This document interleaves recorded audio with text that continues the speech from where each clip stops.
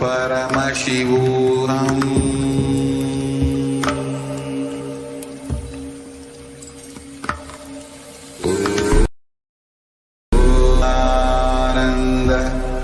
Paramashivoham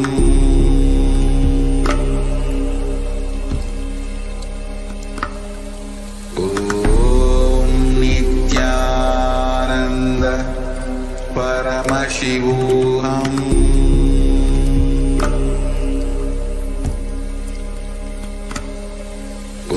Om Nithyananda Paramashivoham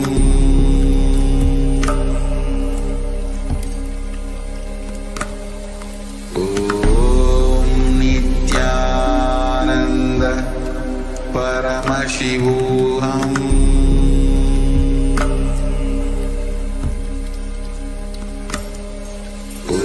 Om Nithyananda Paramashivoham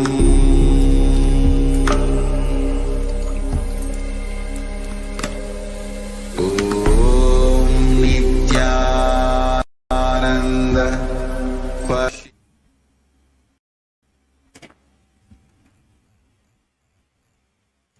Sorry for the technical glitch. Let us now enter into the Dvitiya Vinyasa Krama, which is a 308 asana sequence.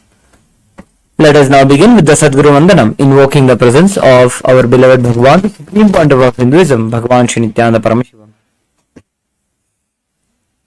Nithyanandam Paramasukhadam Kevalam Jnanamurtim Dvandvatitam Gaganasadrisham Tattvamasyaadilaksham Ekam Nityam Vimalamachalam Sarvadhi Sakshibhutam Bhavatitam Trigunarahitam Sadgurum Tam Namami. Next we'll be chanting the Shiva Moola mantra, which is Om Ham Hum Shivaya Namaha 11 times internally.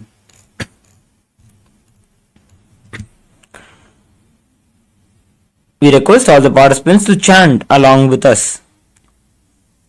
Om Ham Hum Shivaya Namaha. Om Ham Hum Shivaya Namaha. Om Ham Hum Shivaya Namaha. Om Ham Hum Shivaya Namaha. Om Ham Hum Shivaya Namaha.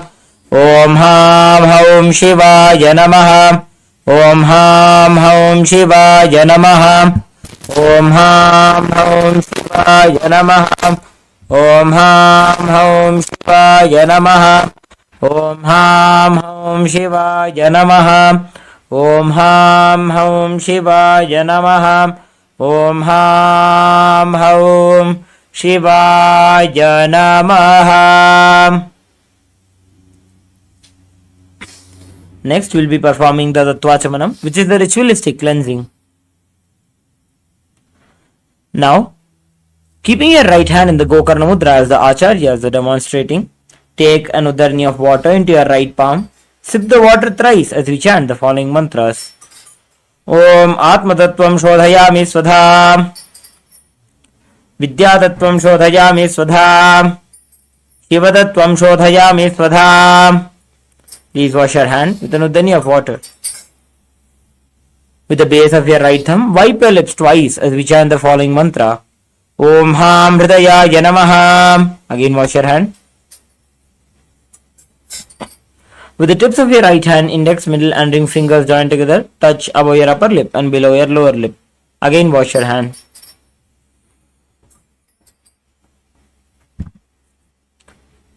With the tips of your right hand, index finger and thumb joined together, touch your right nostril, your left nostril. With the tips of your right hand, ring finger and thumb joined together, touch your right eye, your left eye, your right ear and your left ear. Again wash your hands. With the tips of your right hand, little finger and thumb joined together, touch your navel center, the right chest, the left chest. With the tips of all 5 fingers joined together, touch above your head, the right shoulder, left shoulder and then the heart center. Again wash your hand.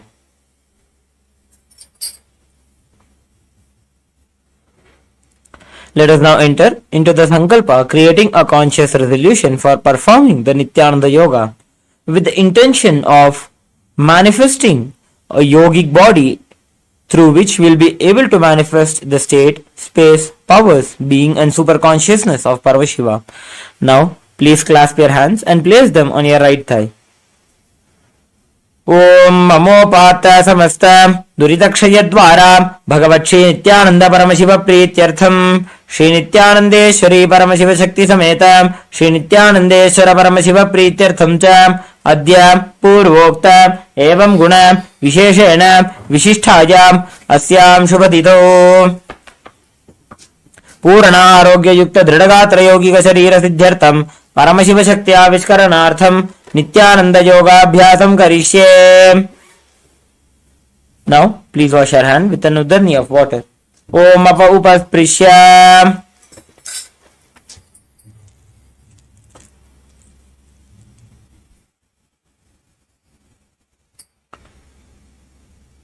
Now we request all the participants to keep your panchapatram and udarnis aside,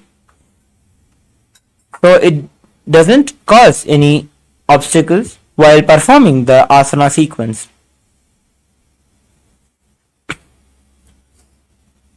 Now, before we enter into the Dvitiya Vinyasa Krama,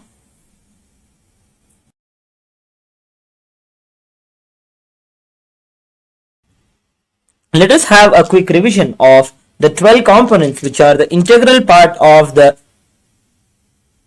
Dvitiya Vinyasa Krama.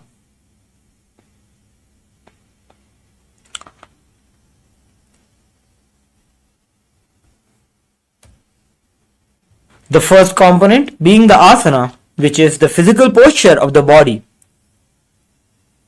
The asanas allow the body and mind to come into a state of balance and restful awareness, where we can enter into the deeper and more subtle dimension of the yoga.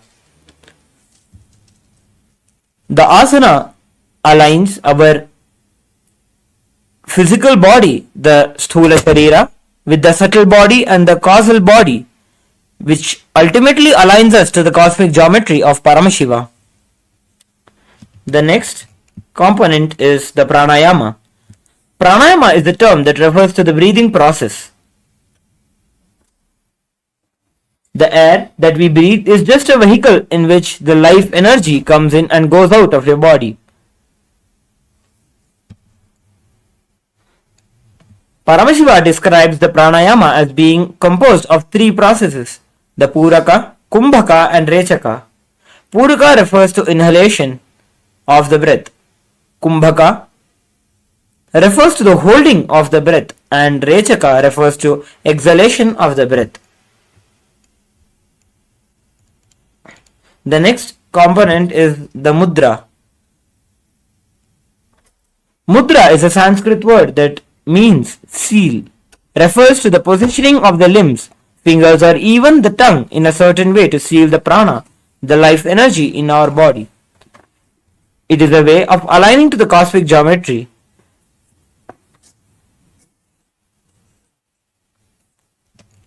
The next component is the bandha. Bandhas is the internal awakening of the Kundalini Shakti. While performing the bandhas, we will be performing three types of bandhas during the Dvitiya Vinyasa Krama, which the first is the Mula Bandha, that is contraction of the perineal muscles. Next is the Uddiyana Bandha, which is the contraction of the abdominal muscles, and then is the Jalandhara Bandha, which is tucking the chin to the chest. When all these three bandhas are performed together, it is called as a Mahamudra Bandha. The performing of bandhas aligns our Kundalini Shakti to express through the Sushumna Nadi and awaken all the 7 chakras in our body. Next component is the Karana.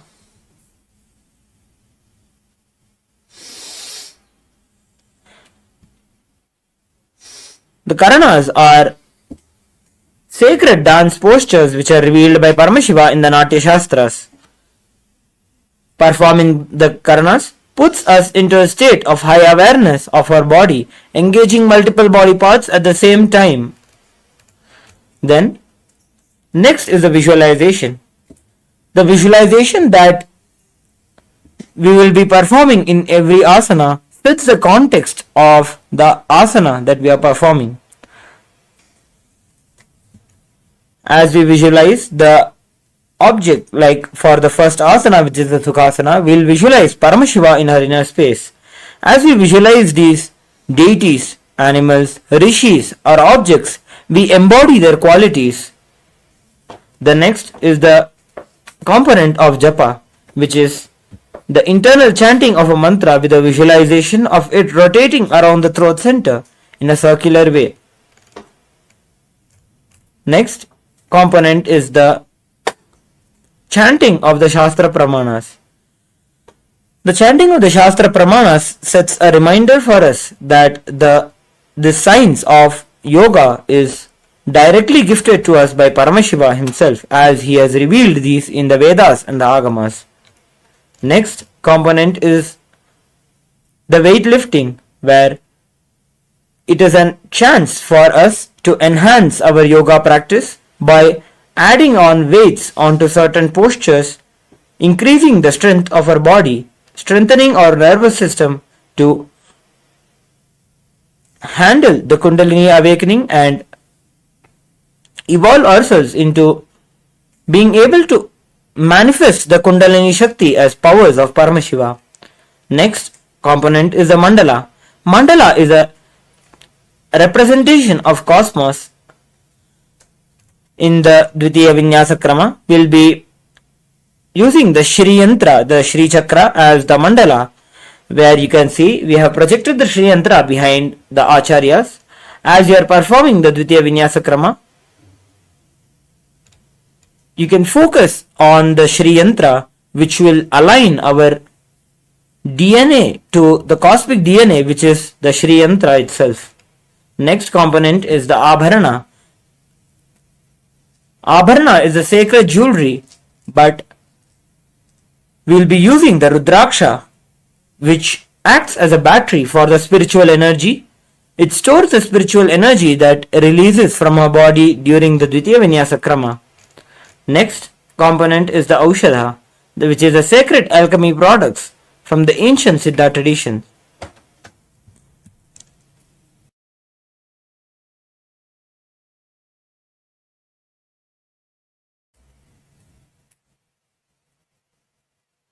The Aushadha combines the sacred herbs and the cosmic force energy, the prana, and infuses it into our body through the Aushadha. Now, having gone through the 12 components of the Nithyananda Yoga, let us enter into the first asana, which is the Sukhasana.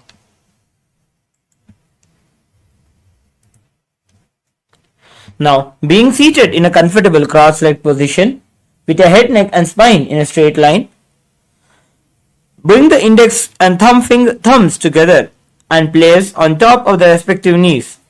Engage all the three bandhas and visualize Paramashiva in your inner space.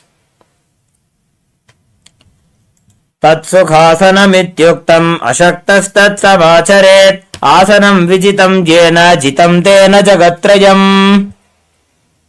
Next, we'll be entering into the Parvatasana. Bring your legs into the Padmasana and bring your palms together and raise them above the head, keeping the elbows straight and engage all the three bandhas. Perform the Samana Kumbhaka, inhaling, holding your breath and visualizing a flame rising up your spine. Visualize yourself as Mount Kailasa as you perform the japa of Soham internally. Atha vakshe mahadeva parvatasana mangalam yatkritva astira rupi syat shatchakradi viloparam. Next, we'll be entering into the Hali Pavasana. Bring your soles of the feet together in the front. Hold the left hand by the right hand behind your back and place the forehead on the ground behind the heels. Engage all the three bandhas as you visualize Swamiji in your inner space. पूरव विधियाहु में जानो उभय पकतली संपुट ठानो पिष्ट पछेदो वो करल्यावो दक्षिण करसो वाम गहावो. Next, entering into the Nagi Pavasana. Stretch your hands out in the front of the feet and cup the palms, making a halo. Engage all the three bandhas and gaze to the nose, visualizing yourself as a snake. पूरव विधि परियागाने नीचौ वीकहूनि भणास्यो लगायी. Next, we'll be entering into the Kokilasana. Holding the big toes with the index and middle fingers in the Prana Mudra, stretch the legs straight out and upwards and then cross them into Padmasana. Lean forward and down onto the elbows. Engage all the three bandhas as you visualize yourself as a bird. अथान्यदासनं वक्ष्ये येन सिद्धो भवे नरः अकस्माद् वायु संचारं कोकिलाख्यासनेन च. Next is the Nithyananda. Now place one ankle on top of the opposite knee and hold the opposite elbows. Engage all the three bandhas and rotate the arms in a circular motion. Gaze to the nose, visualizing Swamiji in your inner space. Goda Baba Padaki Ashamahili Soja Dachacharana Gobara Lauta Prigulpa Samoja. Next we'll be entering into the Gajasana. Coming into a tall plank position, press the hands onto the ground and lifting the hips high. Lower the head and then the chest, scooping the body down and forward again and again. Visualize yourself as an elephant as you engage the Uddiyana Bandha, contracting your abdominal muscles. Nyubjam padagre bhumau gritvalambi bhujamastakagre nidhaya. Next, we'll be entering into the Rikshasana. Maintaining the same position as Gajasana, alternate pressing the heel of one foot into the ground while lifting the other heel up. Repeat the same again and again as you visualize yourself as a bear. Ekaikam padama kuncha Gajasanam kuryat Rikshāsanam bhavati. Now, coming into a tall standing position, bring your hands to the heart center in the Hridaya Mudra. Visualize Swamiji in your inner space. केशे न पादयुगलं बद्ध्वादिष्टे तद्धोमुखः अथ वैश्यावक्षे जत्कृत्वा सत्यवान् भवेत्. Next we'll be performing the Urdhvajanukarna, which is the first karna of the Dvitiya Vinyasa Krama. Now entering into the Araimandi position, which is stand with your heels touching and the toes facing outwards at a 45-degree angle. Keep the knees bent and both the hands at the chest with the elbows parallel to the ground. Twist one knee towards the center and then raise it up and back across the body to the original position. Repeat the same the other side.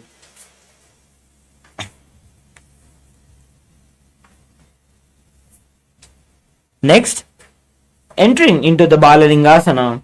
Now, interlace your hands into the Sarvavashankari Mudra and pull your knee up towards the chest, keeping the spine straight and engaging all the three bandhas. Visualize yourself caressing a baby.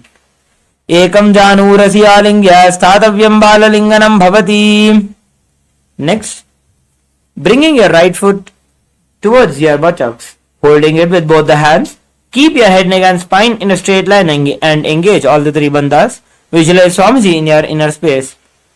Sthitvaikasmin bhatatale karabhyam veshta yetanum prishte samstapya yatnena padapidaramasana. Next, with the respective hand, hold on to the sole of the foot from the inside.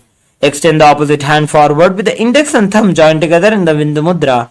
Simultaneously kick and pull the foot back and up while leaning forward. Visualize yourself as Lord Nataraja as you engage the Moola Bandha, engaging the perineal muscles. Uttana Badam Grauncham Cha Marijim Veera Bhadragam. Now we'll be repeating the Balalingasana on the opposite side. Again bringing your hands into the Sarvashankari Mudra. Pull your knee towards your chest. Visualize yourself caressing a baby. Ekam janurasi alingya statavyam balalinganam bhavati. Bringing your foot back towards your butt. Hold it with both your hands and engage all the three bandhas as you visualize Swamiji in your inner space. Sthitvaikasmin bhadatale karabhyam veshta yetanum prishte samstapya yatnena padapidanamasana. Now, kick and pull the foot back and up while leaning forward as you bring your hand forward with your index and thumb joined together in the Bindu Mudra. Visualize yourself as Lord Nataraja उत्तानपादं क्रौञ्चं च मरीचिं वीरभद्रकं नटराजं त्रिकोणं च सुप्ताङ्गुष्ठप्रसारणे. Next, we'll be entering into the Ardharechita Karna, again coming back into the Arimandi position.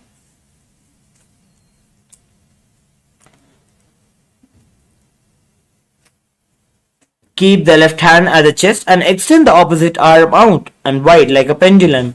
Bring it back towards the chest. And repeat the same the other side.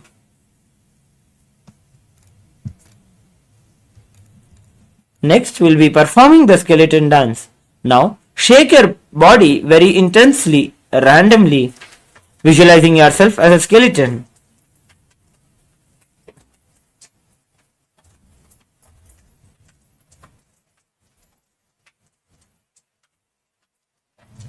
Now, let us enter into the Katichinna Karana. Now, again coming back into the Arimandi position.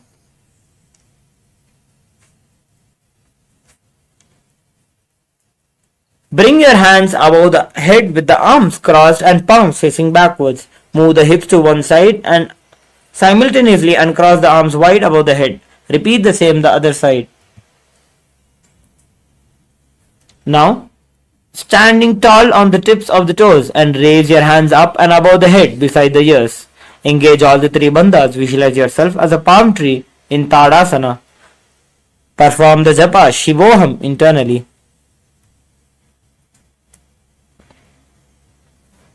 महामुद्राबद्ध कोनौ ताड़ासन विभेदकान् विनोत्तानं सदा कुर्यादन्तर्वत्नीपति प्रिया.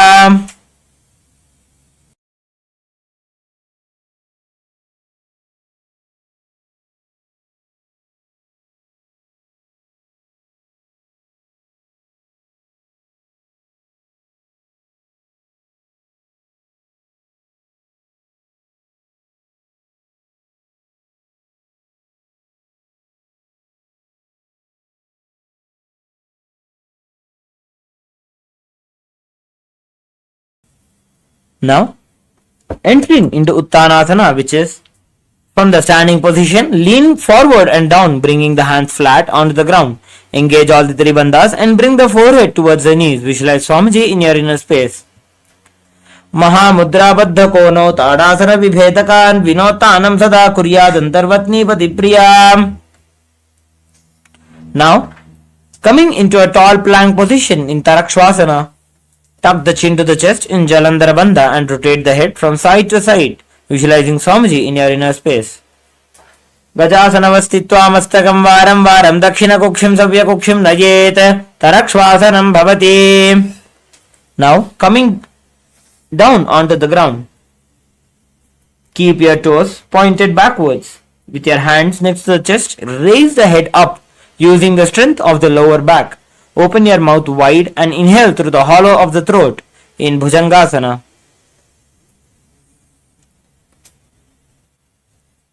Angushthanabiparyantam adhubhumo vininyaset karabhyam ch dharam dhritva urdhoshirsha phanivahi. Now, coming back into the tall plank position, alternate bringing one knee in towards the chest, back and forth repeatedly. Visualize Swamiji in your inner space as you perform the Sahaja Kumbhaka, that is inhaling, holding a breath and exhaling. Gajasana samstito janadvayamakuncha varam varam kartavyam shasasanam bhavati. Next, entering into the Rathasana. From the tall plank position, place one foot in between both the hands.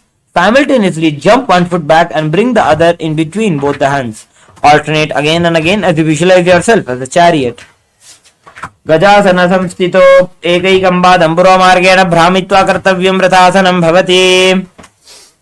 Now, bringing your one foot flat on the ground with the toes pointing forwards, bend your knees at a 90-degree angle and bring your arms straight up parallel. Visualize, gaze to the third eye. Visualize yourself as Lord Veerabhadra as you engage the Uddiyana Bandha, engaging the abdominal muscles. Vasishtamatha kaundinyam urdhakukutam evacham hashtavakramatotanam majuram setu bandhanam. Now, flipping over your legs repeat the Virabhadrasana on the opposite side, visualizing yourself as Lord Virabhadra. वासिष्ठमथ कौंडिन्यम ऊर्ध्वकुक्कुटमेव च अष्टावक्रमथोत्थानं मयूरं सेतुबन्धनम्. Now, coming into the Vrikshasana, stand tall and bring one foot to the inner thigh. Bring the palms together in Anjali Mudra and raise them up above the head, keeping the elbow straight. Engage the Uddiyana Bandha, visualize yourself as a tree. वामोरुमूलदेशे च याम्यं पादं निधायतु तिष्ठेत्तु वृक्षवद्भूमौ वृक्षासनमिदं विदुः. Now, bring your right foot to the left hip. Bring your hands into the Namaskara Mudra. In front of your chest, visualize Lord Garuda in your inner space. Garudasanamavakshe yena dhyanam stiram bhavet sarvadoshat vinirmukto bhavatiha mahabali. Next, we'll be repeating the Vrikshasana on the opposite side. Now, bring your left foot into the right inner thigh. Bring your hands in the Anjali Mudra and raise them up above the head, visualizing yourself as a tree. वामोरुमूलदेशे च याम्यं पादं निधायतु तिष्ठेत्तु वृक्षवद्भूमौ वृक्षासनमिदं विदुः.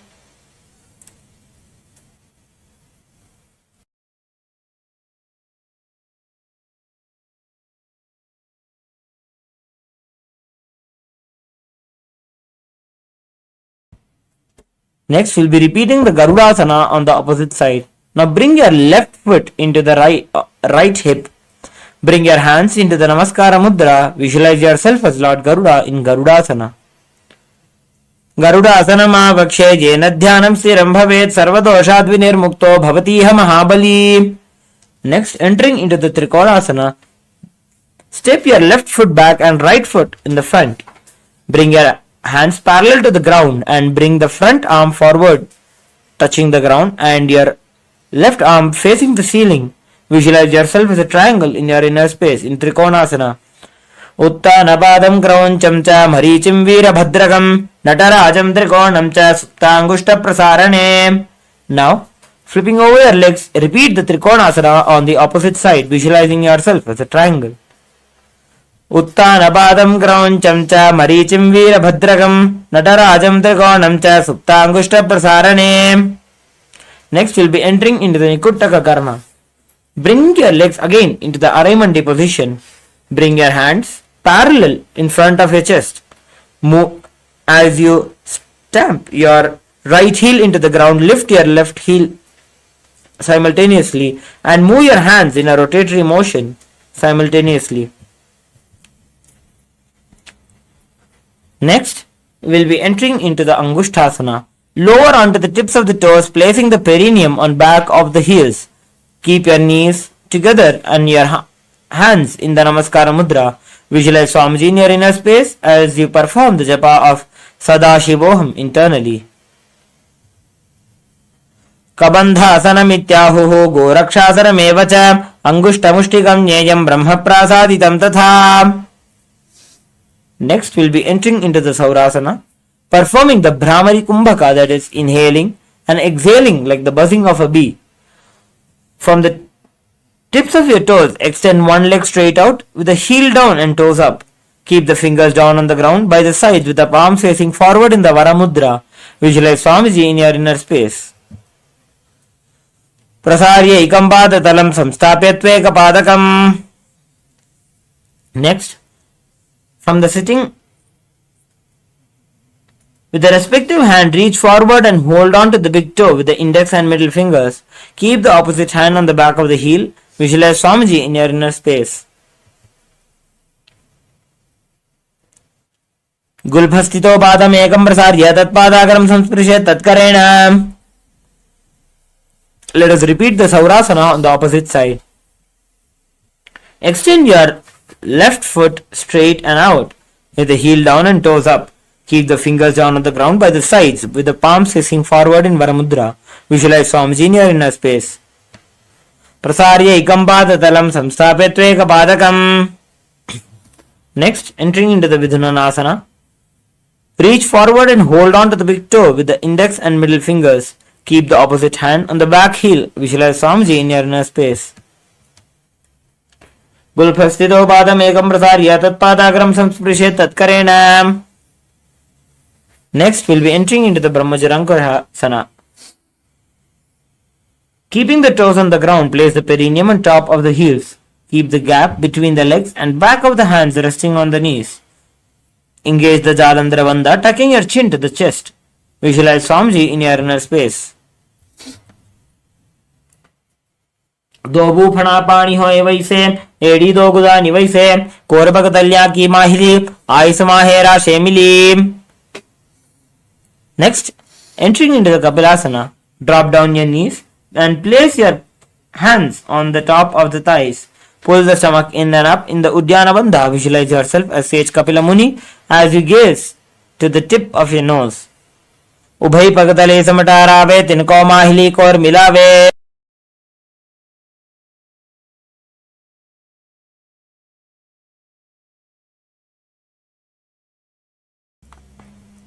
Next, we'll be entering into the Bhadragorakhasana.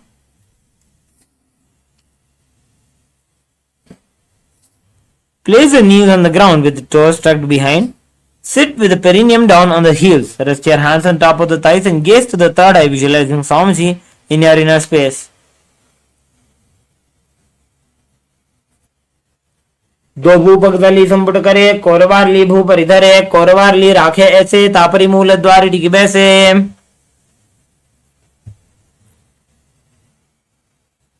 Next, we'll be entering into the Suryasana. Sit with the toes tucked and perineum placed on the ground on top of the raised heels.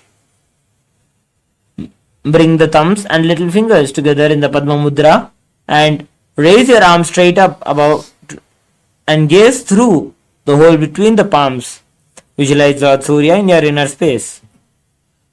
AD दो गुदा तरियाणे फना पानी बैठक पुनिठाने. Next, coming into the Mandukasana, sit with the toes flat and perineum on the heels. Keep the hands on the top of the knees and lift the tongue up against the roof of the mouth. Catch the nectar of immortality dripping from the Sahasrara Chakra with your frog tongue, visualizing yourself as a frog. पादतलौ पृष्ठदेशे अंगुष्ठे द्वे च संस्पृशेत्. Next, we'll be performing the Uttana Mandukasana. Maintaining the same position as Mandukasana. Keep your hands on the back, holding the head with the elbows and lift your tongue up against the roof, performing the Manduki Mudra. Mandukasana madhyastam kurparabhyam dhritam shiraha etad bhekavad uttanam etad uttana mandukam.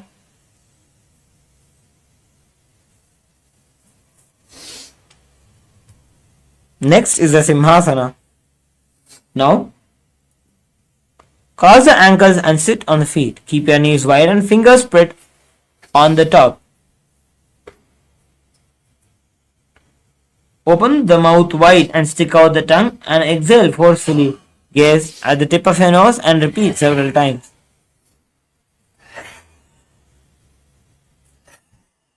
दक्षिणं सव्यगुल्फेन दक्षिणेन ततेतरं हस्तौ शतान्वो संस्थाप्य पाङ्गुलीश प्रसार्य च.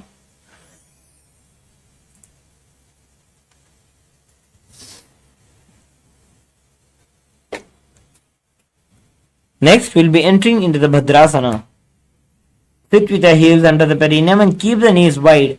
Cross the hands behind the back and hold the big toes. Apply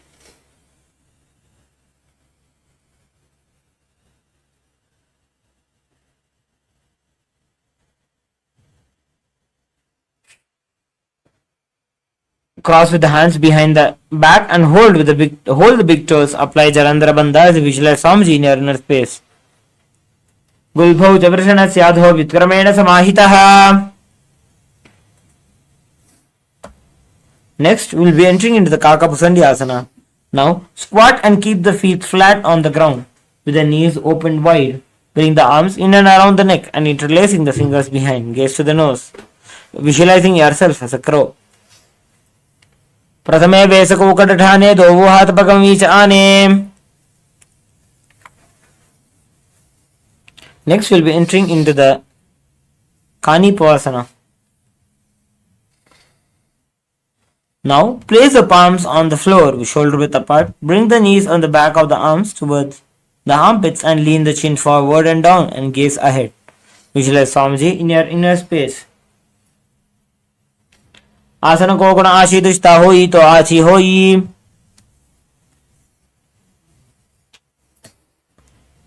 Now we'll be entering into another inverted posture, which is the Kapalyasana. Place the hands on the ground, shoulder width apart, and bring the top of the head to the ground, forming a triangle between hands and the head. Bring the knees onto the elbows, hips over shoulders, and straighten the legs up and gaze to the nose. Sisha Sisha Dharti Teki Pakdo Bhumiliva Ucha Kukare. Next, you can relax now. We will be entering into the Paramashivoham. Squat on the toes with the legs together. Twist the body and place both the hands to one side. Align the elbows with the knee and hip. Lean onto the arms and balance. Extend legs to side and gaze to the third eye. Mayuram Dandavat Kuryan Mayuram Danda Namakam. You can repeat the Mayurasana, the Paramashivoham on the opposite side. Mayuram Dandavat Kuryan Mayuram Danda Namakam.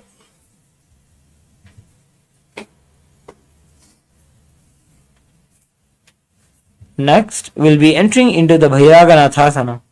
Now coming into a tall plank position, stretch the legs back, step one foot outside the respective shoulder, bringing the foot between the hands and gaze to the third eye, visualizing yourself as Lord Kala Bhairava.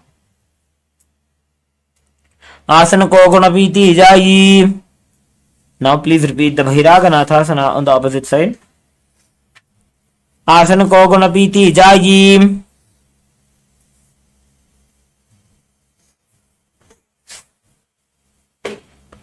Next, coming down onto your forearms. Lift the chest and head up and gaze to the third eye in Unmukha Pitasana to visualize Swamiji in your inner space. Bhunyastau januni hastau chatuspadama vangmukham. Next, entering into the Vasishthasana. Rotate the body onto one hand and raise the opposite hand up, keeping the balancing hand directly beneath the shoulder. Visualize yourself as Sage Vasishta. Urdhva Kukkuta Vasishta Marichihala Matsyakam Parivirtim Chodarasya Vidham Dhanurasanam. Next, we'll be repeating the Vasishthasana on the opposite side. ऊर्ध्व कुक्कुट Vasishtha मरीचिहल मत्स्यकं परिवृत्तिं चोदरस्य विधं धनुरासनम्. Next, be seated with your legs stretched and toes pointing up. Bring your hands under the buttocks with the palms facing up. Keep the spine straight and elbows close to the body. Engage the Jalandhara Bandha and visualize yourself as Hanuman in your inner space. Dovu karki ubay hateli korvarli mai lebheli. Next, we'll be entering into the Paschimottanasana. Now, bend from your waist and hold the big toes with the index and middle fingers. Bring the chest to the thighs, head to the knees, and engage all the three bandhas as you visualize Swamiji. Sthitvaikasmin padatale karabhyam veshtayetanum.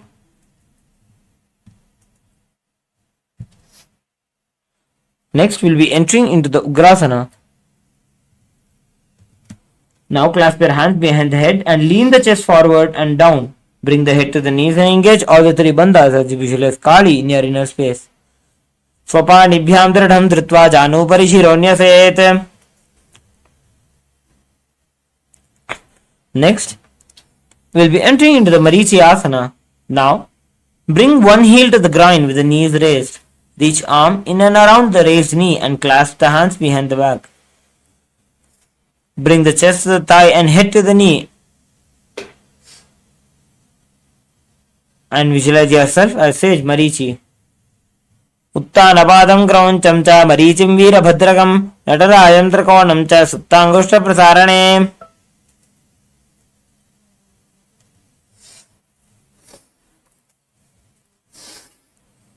Next, we'll be entering into the Mahamudrasana.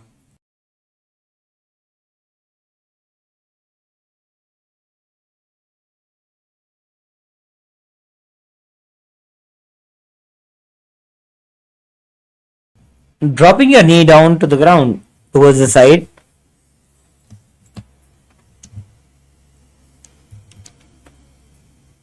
Reach and hold the front foot, keeping the legs straight. Bring the chest forward and down. Engage all the three bandhas and gaze to the nose, visualizing Swamiji in your inner space. Mahamudram pravakshami tantresmin mama vallabhe. Now, repeating the Marichyasana on the opposite side. Bring your left foot close to the groin and reach the arm in and around the knee, the raised knee, and clasp your hands behind your back. Bring the chest to the thigh and head to the knee. Visualize yourself as Sage Marichi. Uttanapadam krauncham cha marichim veerabhadrakam.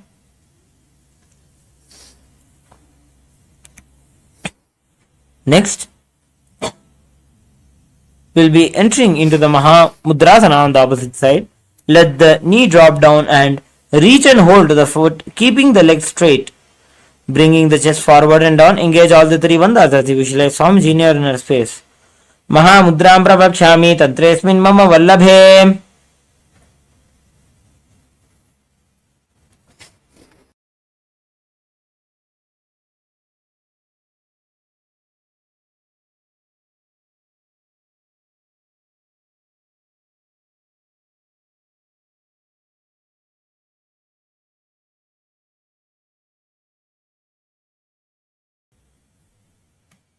Next, entering into the Bhadrasana. Sit and bring the soles of the feet together with the heels close to the perineum, with the knees wide, and hold the feet firmly.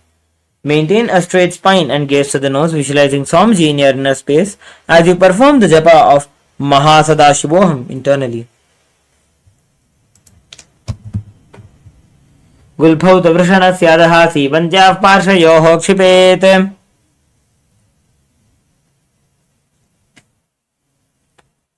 Next, we'll be performing the Gwalipavasana.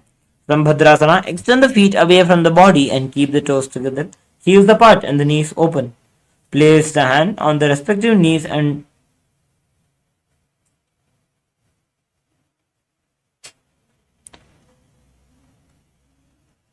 gaze to the nose as you visualize Swamiji in your inner space. Purvacharpad chokakshyo soji vahi vidhi choki je soji. Next, entering into the Joni Asana. Hold the soles of the feet and lean forward and down. Bring forehead to the feet and gaze to the nose as you visualize the Yoni Mandala in your inner space.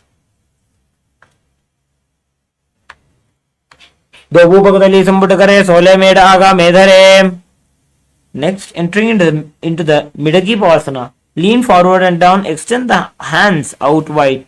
Place the palms down on the ground. Visualize Swamiji in your inner space. Purava Vidhi Paripakthali Samputa Shola Edi Milirashe. Next, entering into the Siddha Samadhi Asana.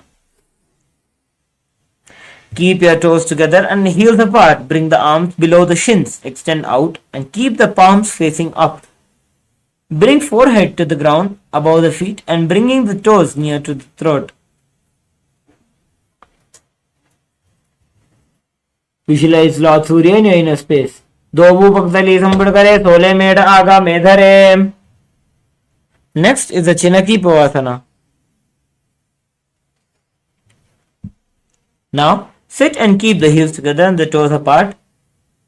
Hold the feet and open them up, bringing the soles towards the sky, keeping back of the hands on the ground. Next, we'll be entering into the Chinaki Pavasana. Do upaga ki edi dharti bhagiva med lagave. Next is the Charpada Chokasana. Sit and bring the soles of the feet together with the heels of the perineum, knees to the ground. Place the hands on the knees and gently press them down, visualizing Swamiji in your inner space as you gaze to the third eye and engage the Uddiyana Bandha, the abdominal muscles. Dovu Pakdali Samputa Dhare Agane Kare Jare Pasare. Next, entering into the Bhairavasana. Sit and bring the soles of your feet together with the knees wide. Lift the heels up and bring the toes down to the ground. Keep the knees onto the ground and pull the stomach in and up and place the hands on the knees in the Bindu Mudra. Visualize Swamiji. Visualize Lord Kalabhairava in your inner space. Gulbhau Sampidya Chanyonyam Vitkramenothitam Shanaihi. Next, we'll be entering into the Samanasana.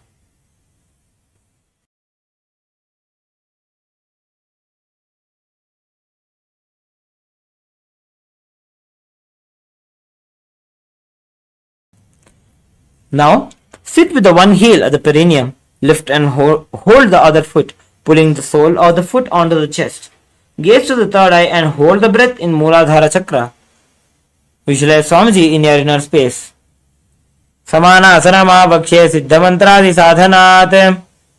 Next, entering into the Apanasana, sit and place one leg on top of the respective shoulder. Raise the other foot upwards in the sky and keep the hand on the ground to the sides as you gaze to your third eye. Visualize Swamiji in your inner space. केवलं पादमेकं च स्कन्धे चारोपयेत् ततः. Next we'll be repeating the Samanasana on the opposite side. Sit with the one heel at the perineum, lift and hold the other foot, pulling the sole of the foot onto the chest. Gaze to the third eye and hold the breath in the Mooladhara Chakra. Visualize Swamiji in your inner space. Samanasana Vakshe Siddhamantradi Sadhanat. Next, sit and place one leg on top of the respective shoulder. Raise the other foot upwards and straight. Keep the hands on the ground to the sides and gaze to the third eye. Visualize Swamiji in your inner space. Kevalam padamekam cha skandhe charopayet tatah. Now, coming down into the Gomukhasana, that is, being seated with cross your one leg over the other and aligning the knees at the center of the body. With the feet by the opposite hips, place both the hands on top of the stacked knees and gaze to the nose, visualizing the face of a cow. Perform the japa Om Nithyanandoham in your inner space.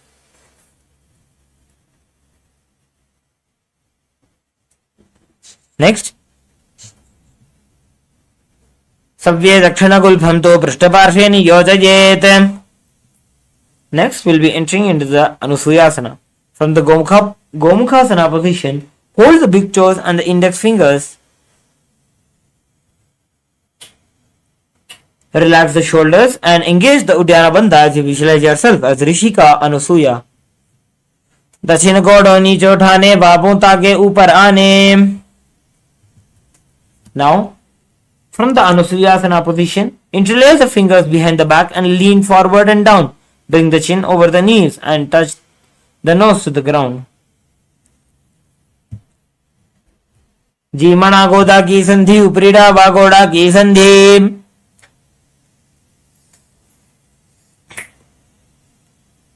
Next, we'll be entering into the Garudasana. Now, sit on the ground with one heel pressed against the perineum. Keep the opposite foot flat on the ground and the knee to the chest. Keep the spine tall and chest out. Gaze to the nose, visualizing yourself as Lord Garuda. Davopagamodi edi mahilo gulpa mooladvarni chaide. We'll be entering next into the Naradasana. Sit and place the perineum on top of one heel with the top of the one foot flat on the ground. Interlace fingers behind the neck. Twist outside of the raised knee and gaze to the third eye, visualizing Lord Narada in your inner space. पिष्टि जवाम पक्तली केरी भूपरिता ही लगा वे फेरी. Next, you'll be entering into the Matsya Pithakasana. Place one foot on top of the opposite thigh and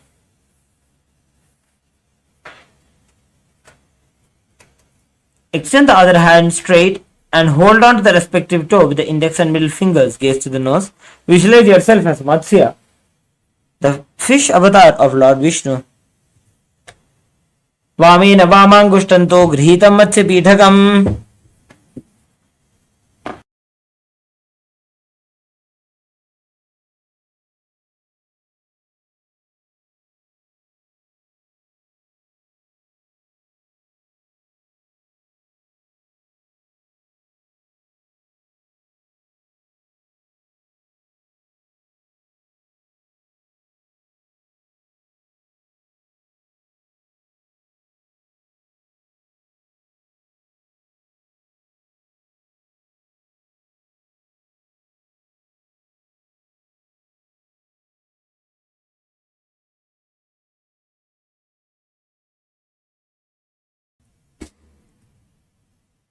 Next, we'll be entering into the Gomukhasana on the opposite side.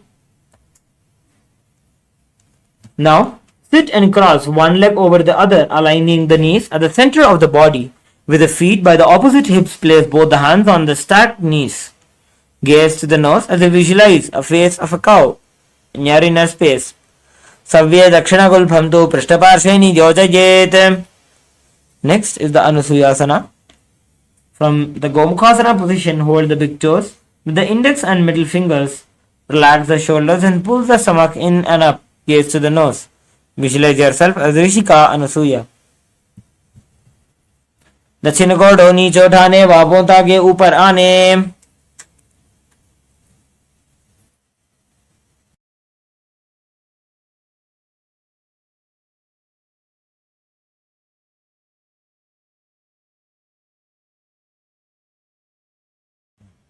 Now we'll be entering into the Anusuyasana 2.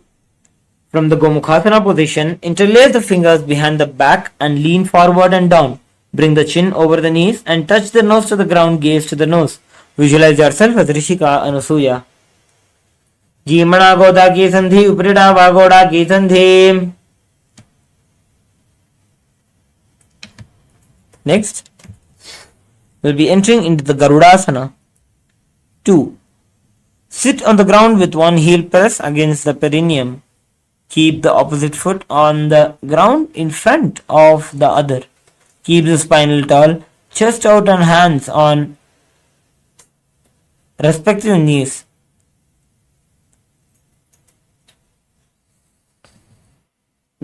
Dabopaka edi mahila gulphamula dwarani chaide. Next is the Naradasana. Sit and place the perineum on top of one heel with the top of the foot flat onto the ground. Place the opposite foot on the ground behind Swamiji in front of the opposite foot. Visualize Sage Narada in your inner space. पिष्टि जुवाम पक्तली केरी भूपरिता ही लगा वे फेरी.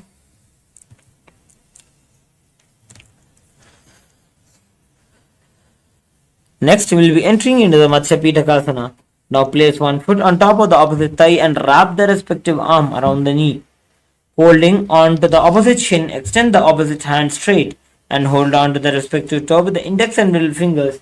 Gaze to the nose. Visualize yourself as Matsya, the fish avatar of Lord Vishnu. Vamena Vamangushtanto Grihita Matsya Pitakam.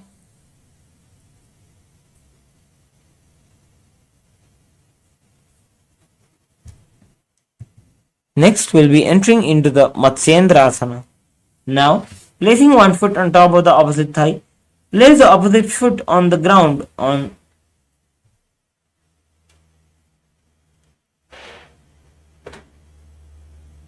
Now, twist and bring the elbow outside of the raised knee. Keep the raised arm by the neck and turn the head back and gaze to the third eye. Visualize Matsyendranath in your inner space. उदरं पश्चिमाभासं कृत्वा तिष्ठति यत्ततः.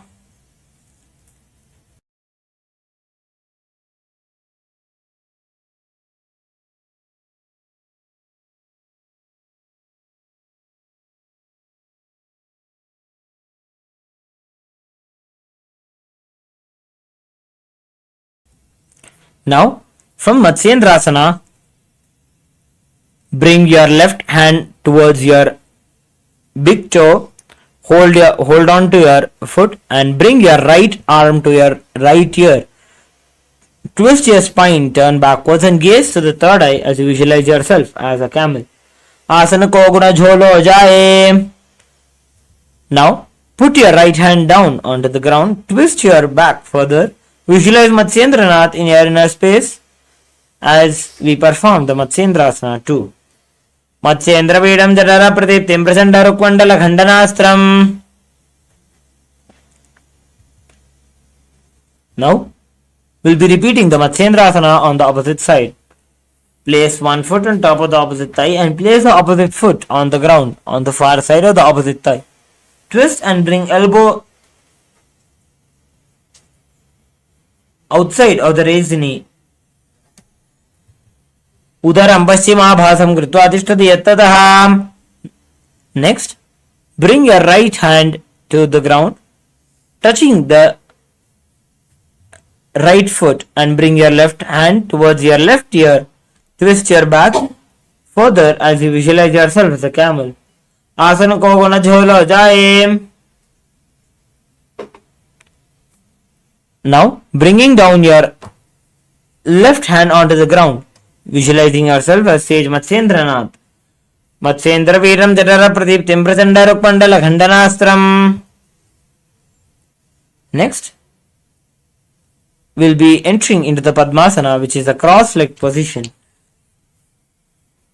Place the feet on top of the opposite thighs. Place the palms on the respective knees. Visualize yourself as Lord Shiva as you gaze into your third eye, at the tip of your nose. Perform the japa of Om Nithyananda Mahasada internally.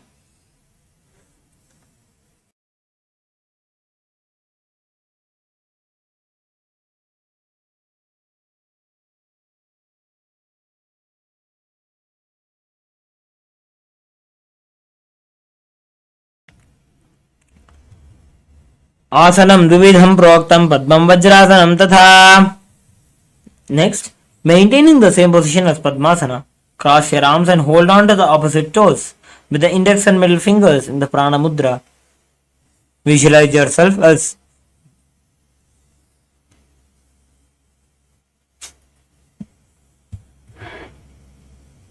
Uttano Charanam Kritva Uru Samsto Prayatnataha. Next, we'll be entering into the Kukkutasana. Now, place your palms on the ground between the two thighs and lift the body up, visualizing yourself as a rooster. Padmasanam Sasamsthapya Nagororantare Karo. Next, entering into the Baddhakikyasana. From the Padmasana, rise up onto the knees and place the palms on the ground, fingers pointed towards the body. Keep the elbows together and press against the navel. Then lean forward and find balance. Extend the knees off the ground. Dharamoshtabhikaradvena tatkurparisthapitanabhiparshvaha. You can relax. Now, entering into the Mayurasana. While on your knees, place the palms on the ground with the fingers pointing towards the body. Keep the elbows together and press against the navel. Then lean forward and find balance. And extend the legs up above off the ground, visualizing yourself as a peacock. Athava Kshemaha Deva Mayurasanam Uttamam. Now, you can relax. Lay down on your stomach with the feet pointing to outwards and forehead on the mat. Interlace your fingers behind the neck. In Parashamudra, visualize yourself as a crocodile. अध्यासशेते हृदयं निधाय भूमौ च पादौ च प्रसार्यमानो शिरश्च धृत्वा करदण्डयुग्मे देहाग्निकारं मकरासनं तत्. Next, laying down on the stomach, place your hands on the ground beside the chest. Raise the legs up, bringing the thighs off the ground. Visualize yourself as a locust. अध्यासशेते करयुग्मवक्षो भूमिमष्टभ्यकरयोः सलाभ्याम्. अध्यासशेते करयुग्मवक्षो भूमिमष्टभ्यकरयोः स्थलाभ्याम्.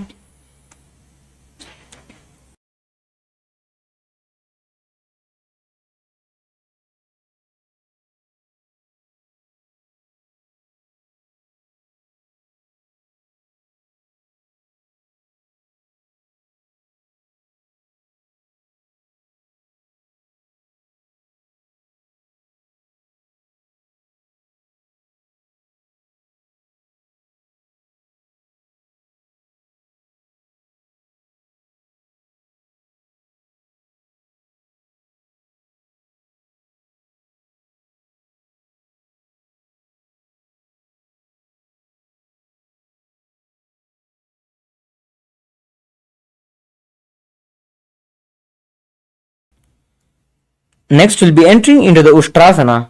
Lay down on your stomach, bring your hands to the feet, pull the feet down towards the ground outside of the hips. Visualize yourself as a camel in your inner space. Adhyasashete padayugmavyastam prishte nidhayapi dhritam karabhyam.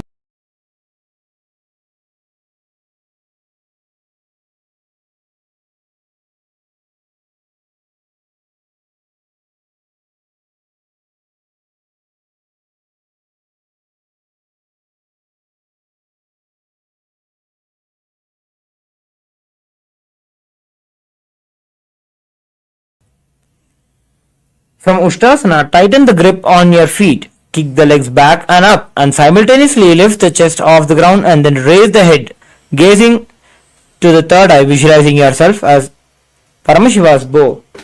Prasarya pado bhuvidandaru paukarau cha prishte dhritapada yugmam. Next, coming to a seated position, sit with your head, neck and spine in a straight line and place your palms on top of the thighs. Visualize Swamiji in your inner space. उल्टा मोड़ी पाव दो वैसे बहुरो जुगति करे एक ऐसे. Next, we will be entering into an inverted posture of Guhyasana and Shirasasana. We request all the participants with either having chronic diseases like back pain or blood pressure, or the participants who are pregnant, to avoid these inverted postures. Now let us enter into the Guhyasana. From the knees, place the forearms on the ground, fingers interlocked, elbows shoulder width apart. Place the top of the head on the ground, holding the back of the head with the hands. Walk the toes forward until the hips align with the shoulders. Lift the feet up, keeping the knees bent together and against the chest, touching the chin. Gaze to the nose. Visualize Swamiji in your inner space. Dobu hath ki kahuni joyi puniha kalai jane doyi. Now, raise your feet up straight into the sky. Visualizing Swamiji in your inner space. In Shirasasana. Viparitam mandalam cha dvidhaiva viditam hinaha. Now relax, bringing your knees down, your feet down, and being seated. Now, sit with your hands behind the calves. Before we enter into the Podhyasana, we will be practicing the Bastrika Kumbhaka, which is rapid exhalations.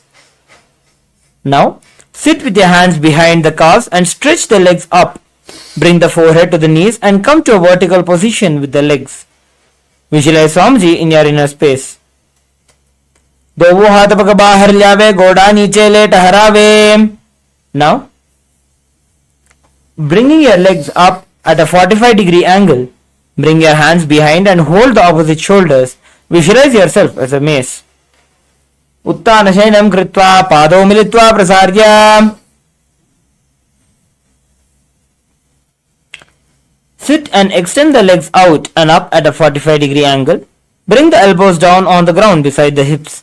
Visualize yourself as a boat in Naukasana. Uttana shainam kurparabhyam bhumim avashtabhyam. Now, coming into a seated position, sit and lift the feet up. Scoop the hands under the heels and pull the feet towards the chest. Keep your spine straight and gaze to the tip of your nose. Visualize yourself as Lord Rudra in Rudrasana. Pagatali samputa karihatastyo paga uchayi. Now, entering into the Unmukha Pitasana 2. Lay down on the back with the feet flat on the ground. Place your palms down and fingers just touching the back of the heels. Lift your hips up and high, engaging the Jalandhara Bandha, that is tucking the chin to the chest. Gaze to the nose, visualizing Swamiji in your inner space. Urdhve cha januni kritva shavitvordhva mukham tatha. Next, entering into the Shivasana, lay down on your back with the palms facing upwards. Completely unclutch from any micro movements of the body and the mind. Let the body remain dead. Visualize the body is dead and Swamiji is liberating you in the Shavasana. Uttanam Shavavad Bhumau Shayanam Toshavasanam Shavasanam Shrantiharam Chitta Vishranti Karanam.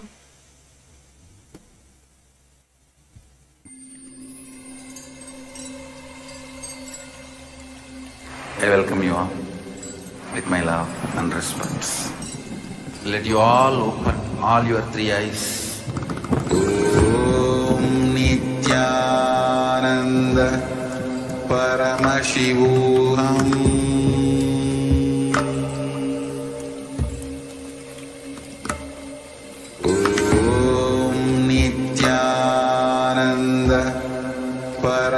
Paramashivoham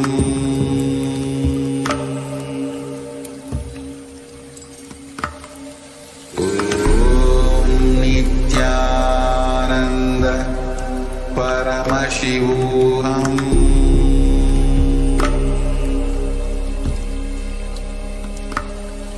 Om Nithyananda Paramashivoham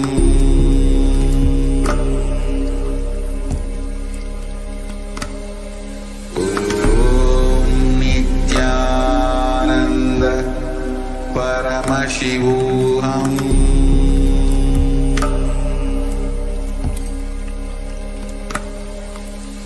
Om Nithyananda Paramashivoham Om Nithyananda Paramashivoham Paramashivoham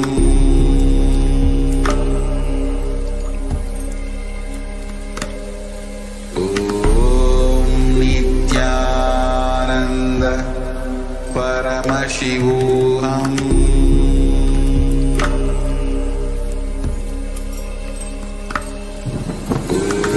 Om Nithyananda Paramashivoham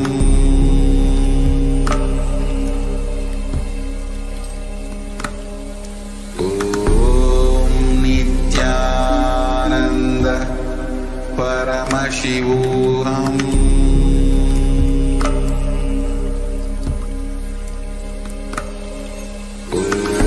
Om Nithyananda Paramashivoham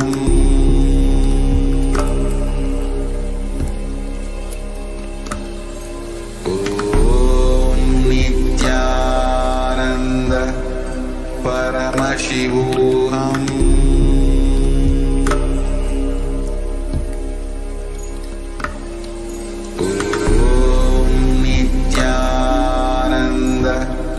Paramashivoham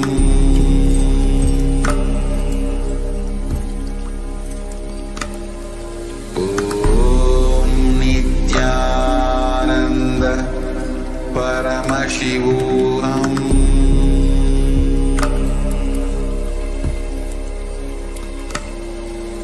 Om Nithyananda Paramashivoham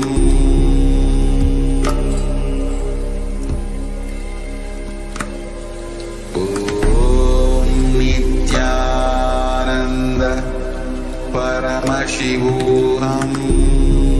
Nithyananda Paramashivoham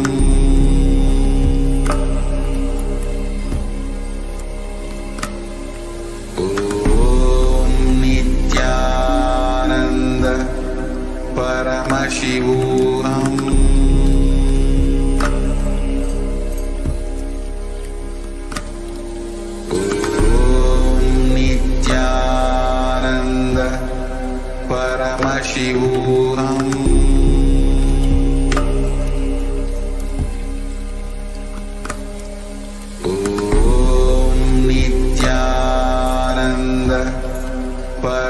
Paramashivoham Om Nithyananda Paramashivoham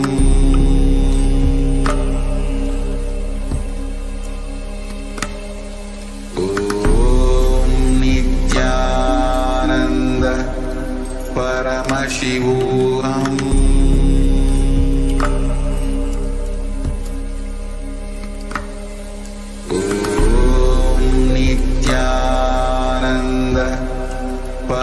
Paramashivoham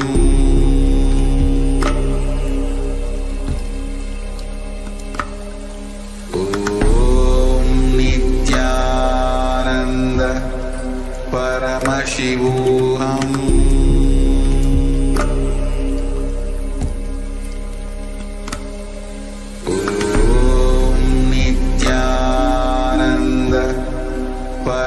Paramashivoham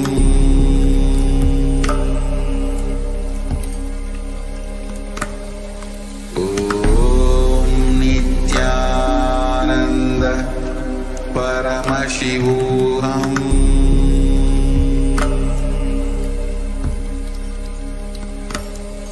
Om Nithyananda Paramashivoham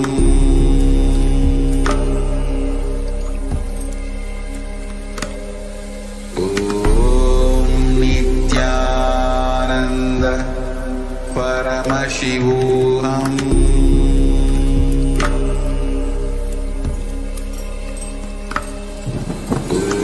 Om Nithyananda Paramashivoham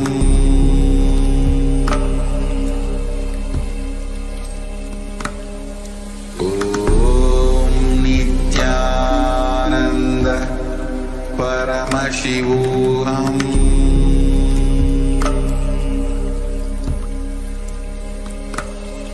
Om Nithyananda Paramashivoham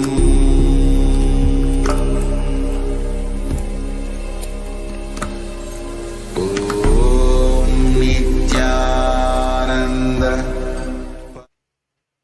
Now, slowly return to your physical body. Start to wiggle your fingers and toes, your wrists and your ankles, your elbows and your knees. Pull your knees up towards your chest and circle them with your arms and rock your body from side to side. As you slowly return to a comfortable seated position.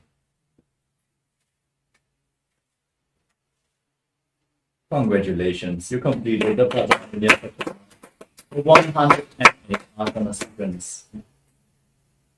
With this, we conclude today's Nithyananda Yoga session for the Paramashivoham Level 1 participants. Thank you all so much for joining us today. The next Acharya is going to join very soon, starting with the first jnana of the day. All the Paramashivoham Level 2 and 3 participants, let us now get ready to continue the Vidya Vinyasa Krama 308 asana sequence. Nithyananda, we are on a mission to revive the Enlightenment civilization.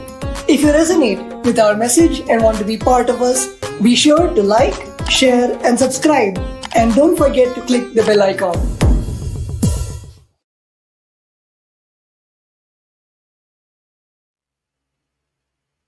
Yes, with this, let's move on to the next asana, which is Yathasana Ishtasana. In a comfortable position, which brings ease to your physical and mental space, place your hands on top of the knees in Bindu Mudra. Visualize Swamiji in your inner space and breathe in Samana Kumbhaka. Inhale deeply into your stomach and then hold your breath. Visualize the fire being kindled in your navel region as you internally chant Om Nithyananda Paramashivoham in Yathasana Ishtasana. पर्यङ्कं तत्समाख्यातं यथा संस्थां यथा स्थितिः. Next up is Samasana. Now, from the same posture, in a cross-legged position, with your hands on top of the knees in Bindu Mudra, inhale and exhale as deep as you can, again and again, visualizing Swamiji in your inner space. इदानीं गर्भिणीनां योगाभ्यासो यथा लघो सुखप्रसवलाभाय प्रोचते प्राक्तने पति.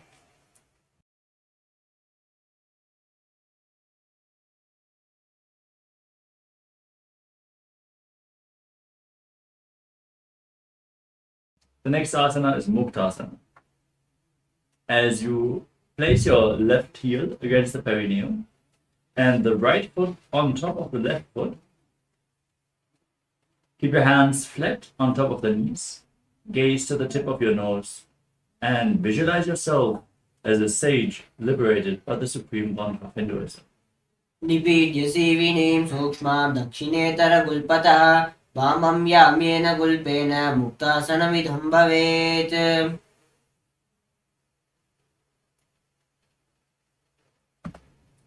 We move on to Siddhasana.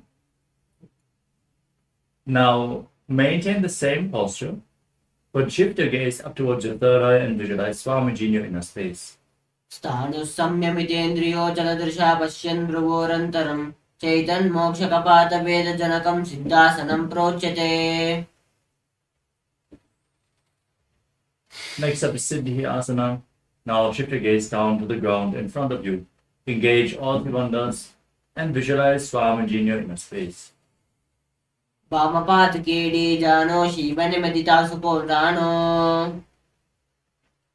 Next up is Rudrasana. Now keep your hands on top of the knees in Bindu Mudra. Gaze to your third eye and visualize yourself as Lord Buddha. वामचरण परिदक्षिण राके एकजुगति आसे विदिधाके. To move on to Santadunasana. From the same posture, shift your gaze to the nose and embody tranquility and an unshakable nature. आसन की गुणमण की चंचलता meet. Next up is Siddhasana 2. Now bring your hands in front of your navel. Cup one palm over the other in Samputa Mudra, resembling a lotus flower, as you visualize Swamiji in your inner space. ऋजुकाय समासीन सिद्धासनमुदीरितं प्रसार्य भुवि पादौ दोभ्यामङ्गुष्ठमादरात्. Next up is Bandha Yoni Asana. Maintain your legs in the same position and set the Sankalpa to manifest through the womb of creation. As you lock all the five senses in your face with your fingers, inhale all the way. Close your mouth with the little fingers, the nostrils with the ring fingers, eyes with middle and index fingers, and your ears with your thumbs. यत्र मध्ये महादेव बन्धयोन्यासने शृणौ यत्कृत्वा केचरो भूत्वा विचरेदीश्वरो यथा. Next up is Virasana. Now place the right foot onto the left thigh and the left foot under the right thigh. As you keep your hands on the knees and Bindu Mudra, embody the state and space of bravery. एकं पादमतैकस्मिन् विन्यस्योरणि संस्थितः इतरस्मिन् सदा चोरुं वीरासनमुदीरितम्. Next up is Valmikasana. Maintain the posture but gaze up towards your third eye. As you visualize Sage Valmiki, the poet and author of Ramayana. दावापकी पगतलिपुनि एडि हे जोये. Next up is Joni Mudrasana. Now keep your hands flat on your knees. Gaze to your nose and visualize the Yoni Mandala, the visual representation of Devi Paramashiva Shakti. वामपादकी पगतलिजा हिमाहिले कोरे. Shift your gaze up towards your third eye. Hold the body posture and the visualization in Yoni Asana. योन्यासनं पर्वतेन योगं योगफले नीलं तत्कालफलदं तावत् केचरो यावदेव हि. Next up is Bhadrasana 3. As you bring the soles of the feet together in front of your body with the heels close towards your perineum, hold the feet firmly with both hands and push the knees to the ground as you perform Uddiyana Bandha. Pull your stomach in and up and visualize yourself as Lord Veerabhadra. गुल्पौ च वृषणस्यादः श्रीमन्त्यः पार्श्वयोक्षिपेत् सव्यगुल्पं तथा सव्ये दक्षगुल्पं तु दक्षिणे पार्श्वपादौ च पाणिभ्यां दृढं बद्ध्वा सुनिश्चलं भद्रासनं भवेत् एतत् सर्वव्याधिविनाशनम्.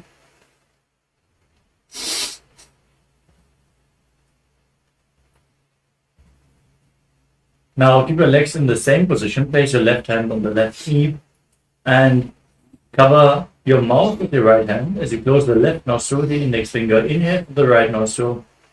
Then close the right nostril as well. Hold your breath. Exhale through the left nostril.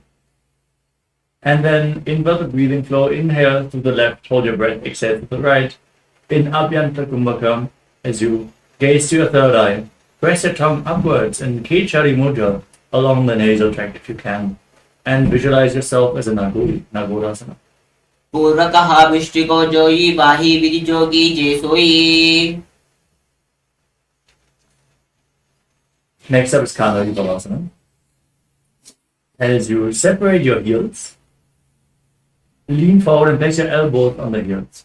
Rest your chin on your hands, gaze to your nose, and engage Uddiyana Bandha. As you exhale all the way and hold your breath in Vichaka Kumbhaka, visualize yourself as a female elephant drinking water. ग्वाली बावा आसन कह्यो हे जैसे याहुं में जाने विदितैसे.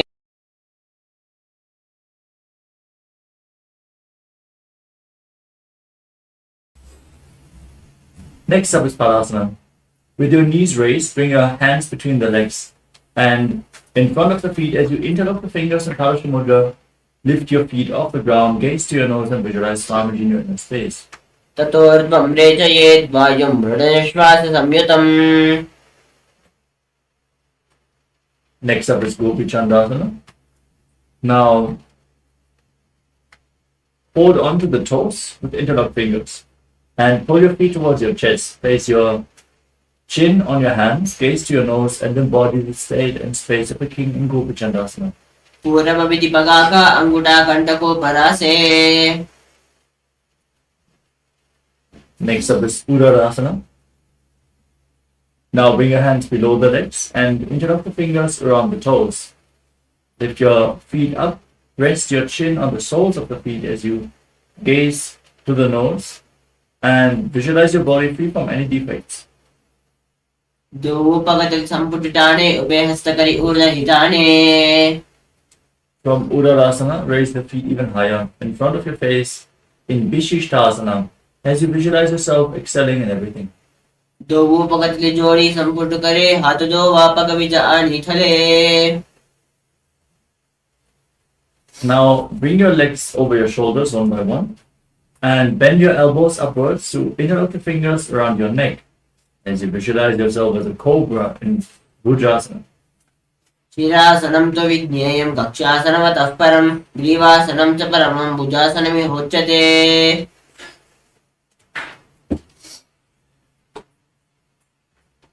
Next up is Kalyanasana.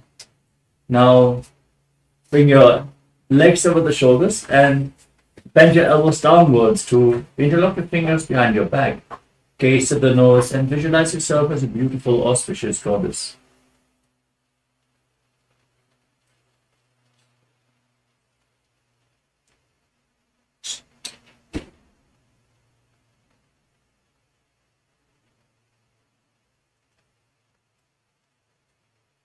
दो हाथ पगंबी च आने तिनको गोडानी चेठाने. The next asana is Sankatasana. As you bring the top of the left foot on the mat, sit on the left heel and stack the right knee over top, bringing the right heel to the outside of the opposite hip. Keep your hands on opposite knees, gaze forward in Vaishnavi Mudra without focusing on any external object, and visualize yourself as an elegant swan as you breathe in Ujjayi Pranayama, making an ocean-like sound with your mouth. वामपादं चिते मूलं धन्यस्य धरणीतले पाददण्डेन याम्येन वेष्टयेद् वामपादकं ध्यानयुग्मं करयुग्मं एतत् सङ्कटमासनम्.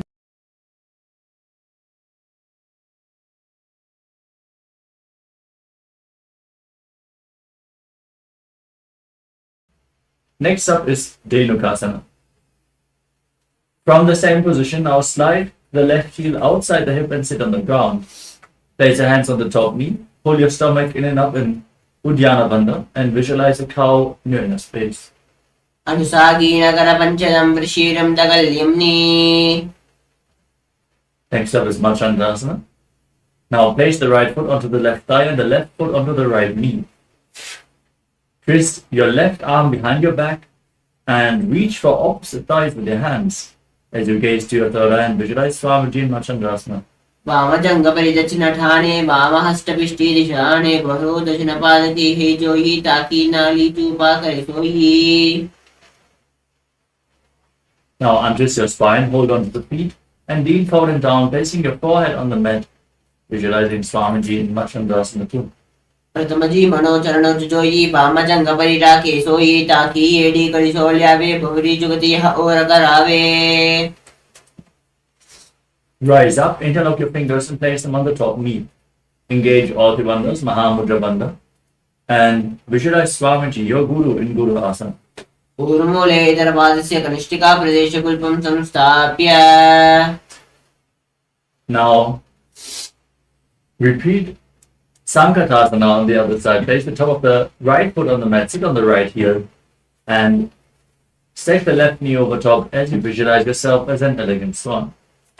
वामपादं चितेर्मूलं सन्न्यस्य धरणीतले पाददण्डेन याम्येन वेष्टयेद् वामपादकम्.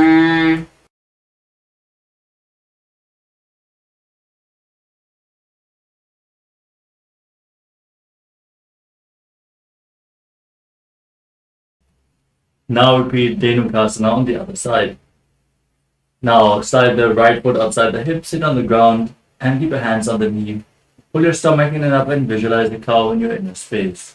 अनुसागेन करपञ्चदं वृषीरं दगल्यं ने.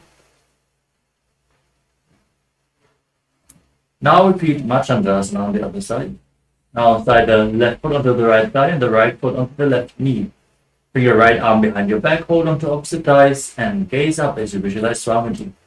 वामजङ्गपरिदक्षिणठाणे वामहस्तपिष्टे दिशाणे भगवदशनपादकी हे जोयि ताकी नानी जूपा करे सोयि. Untwist your spine, hold onto the feet, and lean forward and down in Machandrasana 2 as you visualize Swamiji in your inner space. प्रथमजी मनोचरणज जोयि वामजङ्गपरिराके सोयि ताकी AD कड़ी सोल्यावे बहुरी जुगत यह और करावे.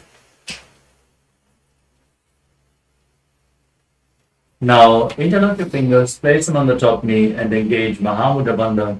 Visualize Swamiji in Guru Asana. ऊरुमूले दरवादस्य कनिष्ठिका प्रदेशकुल्पं संस्थाप्य. The next asana is Pashasana. Now place your feet flat on the ground with your knees raised. Cross your arms, place your hands on the knees, and press your tongue upwards in Kechari Mudra as you gaze to your third eye and visualize Swamiji in your inner space. पादतले भूमोनिदाय जानुनि उरसिनिदाय विपरीतास्ताभ्यां मूलसहितजङ्गे निपद्य. Next up is Bodhashukasana from the same posture. Now, hold on to opposite wrists, gaze to the tip of your nose, and place your chin on the knees as you visualize yourself residing in an abode of bliss.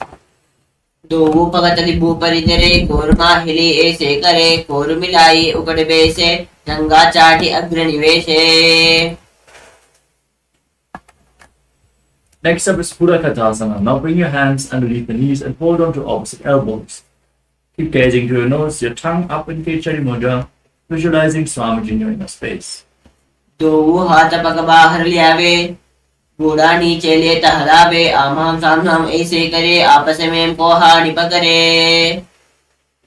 Now cross the right ankle over the left with the toes pointing up, gaze to your nose and visualize the great sage and Maharishi Sumati in Sumati Asana. मूलत भारी धरती परिटाने दावा पकवरी दचपल आने. Now extend your legs forward. Raise your arms up with the fingers interlocked, wrists pointing outwards, elbows straight. Engage all the bandhas. Mahamudra Bandha, gaze to your nose and visualize Swamiji in Bandhasana. इदानीं गर्भिणीनां योगाभ्यासो यथालको सुखप्रसवलाभाय प्रोच्यते प्राक्तनेपति. Now lean forward and down. Hold on to the big toes and Prana Mudra. As you bring your head towards the knees, inhale through one nostril and exhale through the other alternatingly in Nadi Shodhana as you visualize Swamiji in Arambhasana. दो पग मिली वापसारी पगा का अंगूठा पकड़ी लीला डगोड़ा लगावे. Next up is Vidokasana. Now separate your feet and slightly raise your knees as you bring your arms underneath the shins. Hold on to the feet from the outside as you gaze to your third eye and visualize Swamiji in your inner space. प्रथम वैद्य दो पाव पसारी कचको उर्दो को गुरुडो यारे. The next asana is Jadavasana. Now join the soles of the feet. Keep them extended away from the body as you bring your hands underneath the shins, palms facing up, elbows on the ground, and place your face on the heels as you gaze to your nose and visualize Swamiji in your space. दो येडी मेरी के दीजिए हाथ पसारी.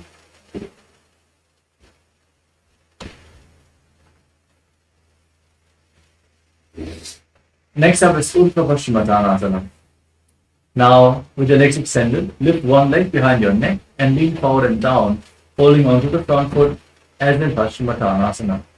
Breathe in Pratyahara Kumbhaka as you visualize the pranas flowing upwards to 9 points of your body, which are the soles of the feet, the regenerative organs, the navel, the heart, the throat, the uvula, the center of the eyebrows, the top of the forehead, and your brahmaranda, the crown of the head.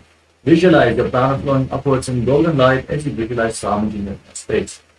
पश्चिमतानवस्थितं गतं एकं पादं ग्रीवायां धृत्वा तिष्ठेत्.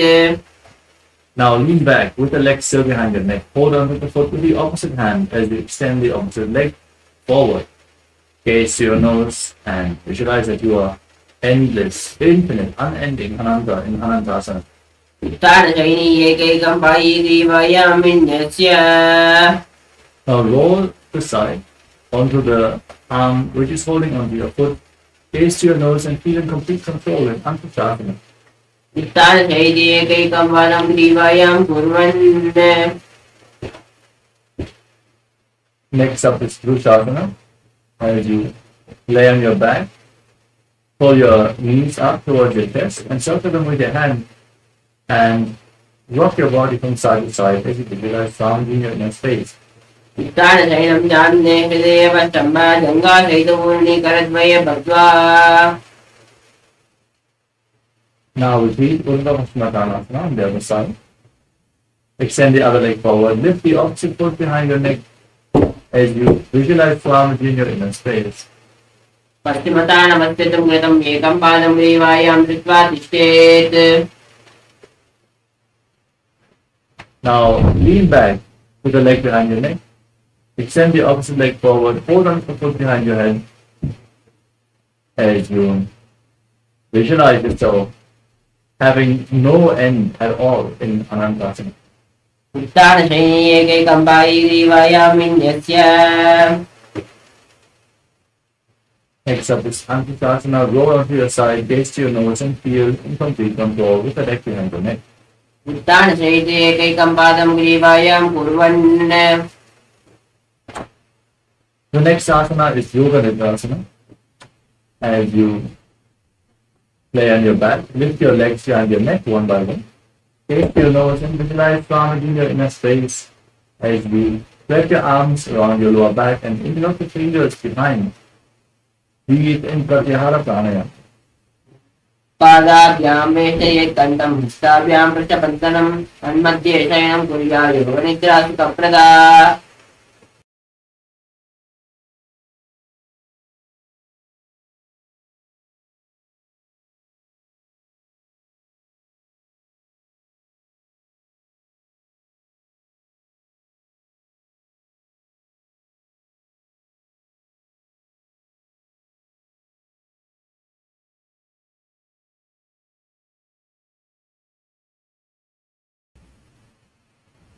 The next asana is Purchidasana. The next asana is Atmaramasana. With the legs behind your shoulders, bend your arms upwards and interlock them around your neck. As you gaze to the nose, visualize Lord Vishnu blessing you from within. आत्मा राम आसन प्रथम सूर्यो शोभे. Now we move on to Purchidasana. As you lay on your back, lift your knees towards your chest and keep the soles of the feet pointing up, extending your arms out to the side at shoulder level. Gaze to your third eye and visualize Swamiji in your inner space. जो हाथ सीधा सागरे जिनसो उभे पाकरे पकोचाई आगाने आने तिनकी पृष्ठभूमि परिधाने. Next up is the Jatara Paridhiti 1, 2, and 3. First, lay down on your back with your arms extended to the side and your knees raised to the chest. Then, drop one knee to the side, extend the opposite leg down. Step 1. Bend both knees to the side. Step 2. And extend both legs to the side. Hold on to the feet and gaze in the opposite direction. Step 3. Now visualize Swamiji. Breathe in Pratyahara Pranayama. Perform the Mula Bandhan. And return to the center, repeating all the 3 steps on the other side. Bend the knee down to the side, extend the opposite leg. Bend both knees to the side. Extend both legs to the side, hold on to the feet, gaze away from the feet. परिवृत्ते कुक्षि भागे क्रियाहि परिकीर्तितः बद्धकोणं सुप्तकोणं मूलकोणमतापि च. Next up is the Dviparapitam. As you lay on your back, place your feet flat on the mat and hold your ankles as you raise your hips up high. Lock your throat and breathe in Murcha Kumbhaka. As you gaze to the nose and visualize yourself as sturdy as a bridge. प्रतिक्रियायुतं सर्वबलप्रदं गर्भिणीनां लोकानां विविधार्गी जगादनो. Next up is Paramashivoham. From the same posture, now lift your hands over top of your shoulders, fingers pointing towards the feet. Push your body up off the mat as you visualize yourself as sturdy as stone furniture. उत्तानहेनं हस्ततलाभ्यां भूमिं मस्तभ्य पादतलाभ्यां भूमिं धृत्वा. Now lay back down on your back.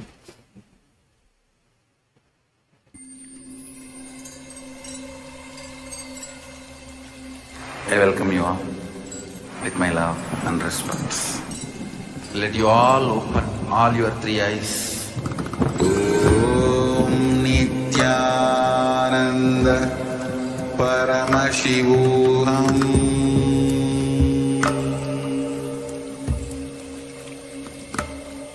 Om Nithyananda Paramashivoham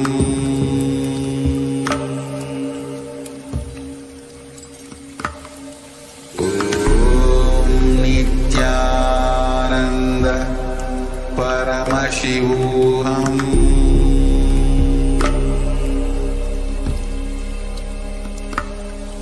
Om Nithyananda Paramashivoham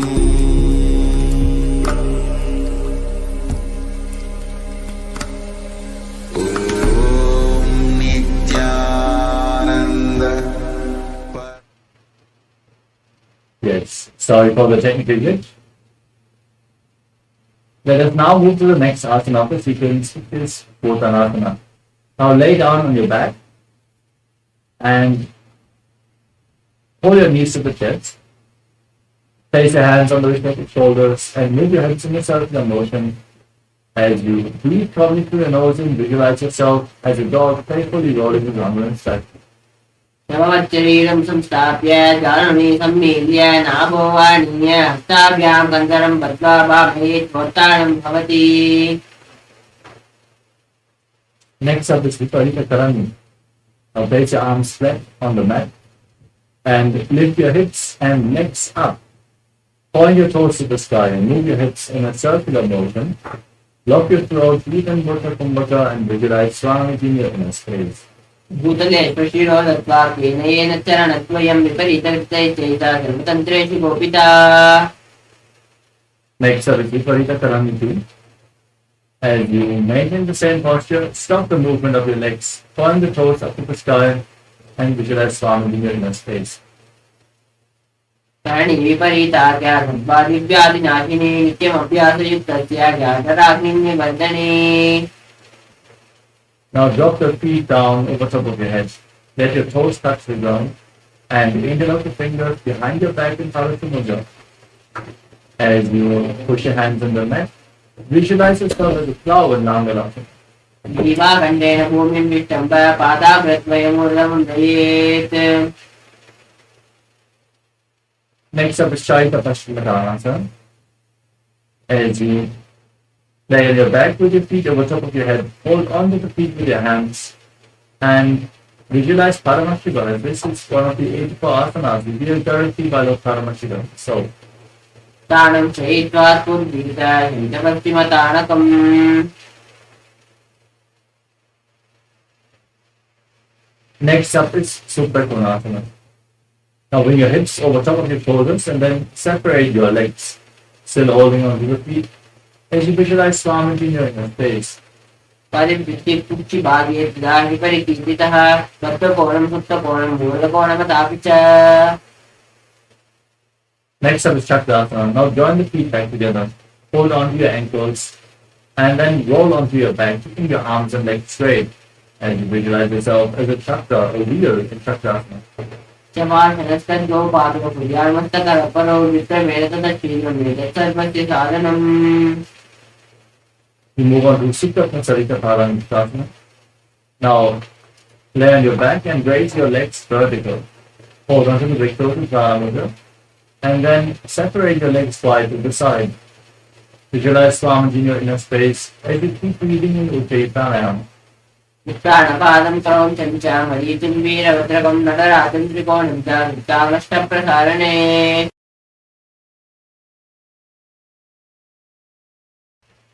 Now join your feet back together in Sutta Paramashivoham, still holding onto the big toe from Paramuja, visualizing sound in your face. उत्तानपादं क्रौञ्चं च मरीचिं वीरभद्रकं नटराजं त्रिकोणं च वृत्तामष्टप्रसारणे Next up is Matsyasana. From Sutta Paramashivoham, cross your legs into Padmasana. Keep your knees on the ground and bring your hands on the top of your head, holding on to opposite elbows. Gaze through the nose as you visualize Matsya, the fish avatar of Lord Vishnu. मुक्तपद्मासनं कृत्वा उत्तानशयनं चरेत् दूर्पराभ्यां शिरो वेष्ट्या वक्षासनं शिरोगः From the same posture, with your legs in Padmasana, place the back of the right hand onto the left palm, palms facing up over top of your head. Gaze to your nose and visualize Lord Brahma in Parasharamasana. प्रथमकरे पद्मासनाथे पुरुषो मे उपरिवाचे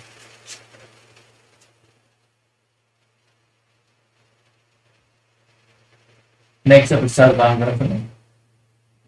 As you lay on your back with your legs in Padmasana, raise your knees and your hips up, supporting your lower back with your hands, elbows resting on the ground.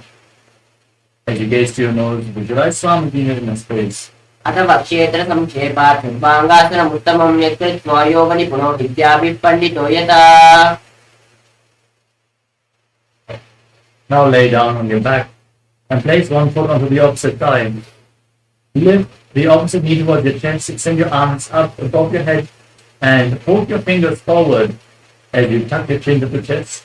Gaze to your third eye and visualize yourself as a scorpion in Vrishchikasana. प्रथमकैनो सूदो शिक्षके शिखी सन्ति सुगाके Now exchange the position of your feet. Repeat Vrishchikasana on the other side. प्रथमशैनो सूदो शिक्षके शिखी सन्ति सुगाके We move on to Vrishabhadachipasana. Now lay on your back and interlock your fingers around your neck.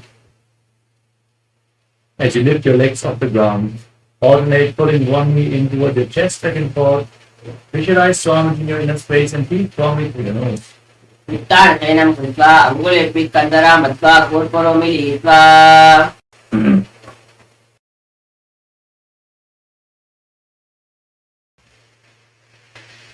Next up is Maruttanasana. As you lay on your back, with your hands flat next to your body, lift your knees up and touch your ears with the respective knees again and again. As you visualize Swami in your inner space. स्फोटानवस्थितिं कृत्वा ध्यानद्वयं पर्यायेन कर्णयोः संस्पृशेत् The next asana is Vrikasana. As you lay on your back,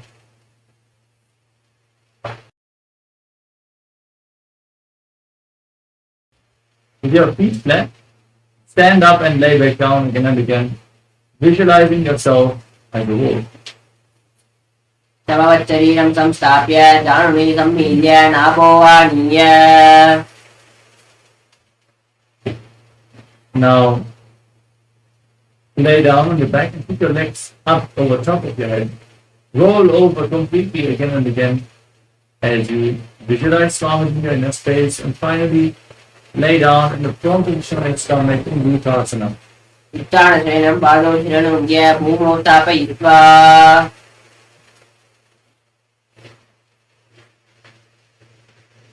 As you lay on your stomach, keep your hands next to the shoulders, and then contract your lips, make a whistling sound like a flute on your inhalation.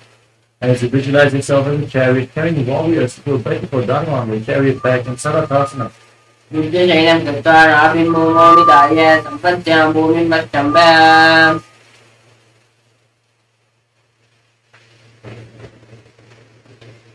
Next up is Dehali Ulanganasana.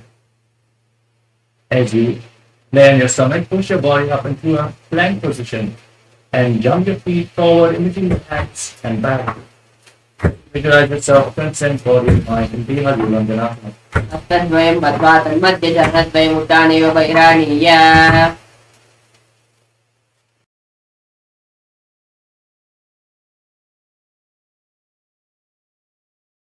Next up is Jatyasana.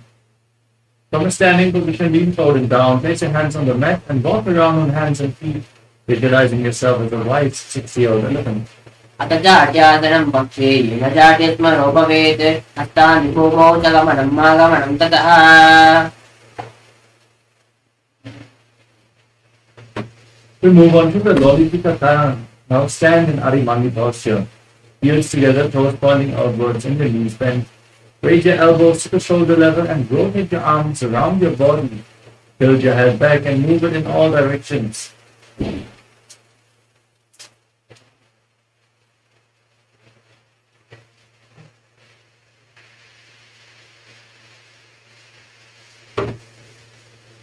Next up is Sarvasana. As you tie your feet to the rope if you have a rope available. Stand erect on the mat like a rod. Keep your arms close to your body, hands on your thighs, and visualize your Kundalini Devi rising and curling upwards around your body. अथ सर्पासनं पक्षे वायुपानाय केवलं शरीरं दण्डवत् निबन्धस्तु पादयोः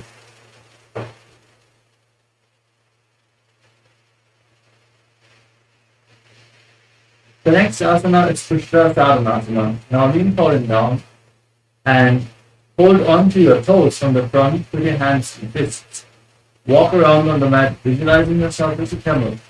प्रदेशेन भूमौ निधाय उपरि पादे संस्थाप्य उत्प्रसारणं भवति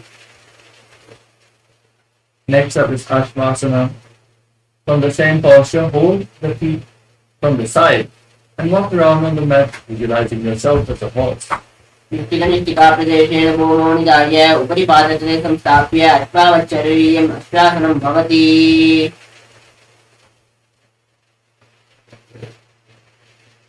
Next up is Kapurva. Now stand with the heels touching and interlock the fingers in Parasha Mudra behind your back as you pull them down towards your thighs. Open up your chest, tilt your head back, and breathe deeply through your nose as you visualize yourself as a soaring bird diving. पादतले भूमौ निधाय पृष्ठभागेन हस्तौ जङ्घापर्यन्तं नीत्वा कपोटनिटकं भवति Next up is Sutalabhutabhudam Karna. Now stand in Arimani and join your hands in Namaskara Mudra. As you bow down to one side, raise the respective heel and open up your palms again and again. Visualize yourself holding a bouquet of flowers and offering it to Paramashivoham.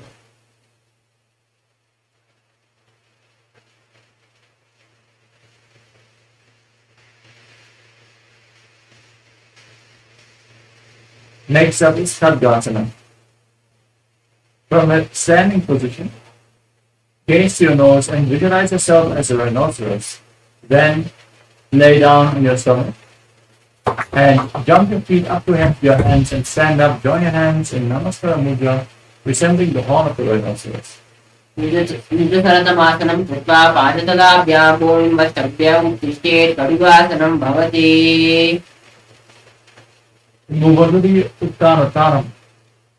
Now hold on to weights and sit down and stand back up again and again as you gaze to your nose and visualize sound in your face. पुनः पुनः उत्तातव्यं मतितव्यम् इति उत्तानोत्तानं भवति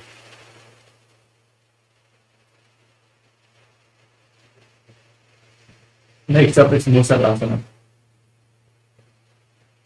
As you stand, raise your arms up above your head and jump repeatedly, visualizing yourself as a maze. सरलं सिक्का ऊर्ध्वं बाहुं नयेत् Next up is Utthaya Shakasana. Now hold on to one foot with both hands and put it towards your chest. As you sit down and stand back up on the other leg, alternating on both sides, gaze to your nose and visualize calmly. हस्तद्वयेन धृत्वा चेत् उच्चीर्षकं भवति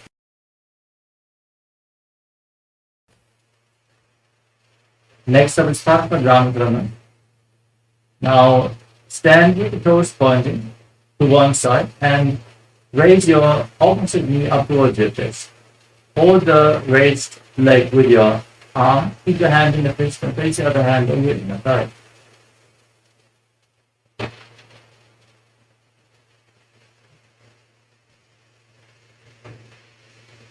Next up is Tandavasana. Now, visualize yourself fiercely dancing as Lord Shiva as you extend your hands and one leg forward, sit down and stand back up. एकेन पादेन तातव्यं ताण्डवासनं भवति. Next up is Brahmanasana. Now raise the left foot against the inner right thigh. Keep your hands relaxed by the side as you visualize your Brahma blessing you from within. ब्राह्मणासनमावक्ष्ये कृत्वा ब्राह्मणोपवेत् एकपादं वरो दत्त्वा तिष्ठे दण्डाकृते भुवि. Next up is Garudasana. Now bring the left foot over and around the right knee. Tuck the toes behind. Bring the left arm below the right and join your hands in Namaskara Mudra. Visualizing yourself as Lord Garuda. चित्तानपूर्णपीठश्च गङ्गारुडमेव च वातायनं गोमुखं च भारद्वाजं त्रिविक्रमम्. Next up is Ekapadasana. Now place the left foot onto the right thigh. Keep your hands by the side and visualize Swamiji in your face. दक्षां त्रिपामपादस्य भृगोपरि निधाय च.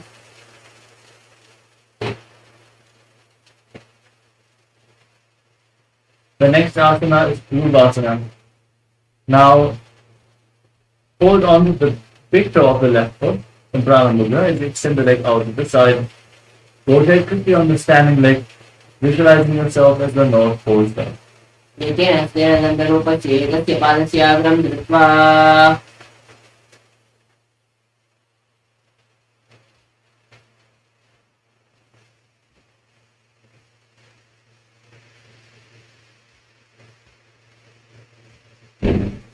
The next asana is Trivikramasana. As you stand on the mat, lift one leg behind your neck, then sit down and stand back up, performing the 3 steps of Lord Vishnu. And you visualize Lord Vishnu blessing you. ग्रीवायं पादं संस्थाप्य स्थातव्यमुत्थातव्यं त्रिविक्रमासनं भवति.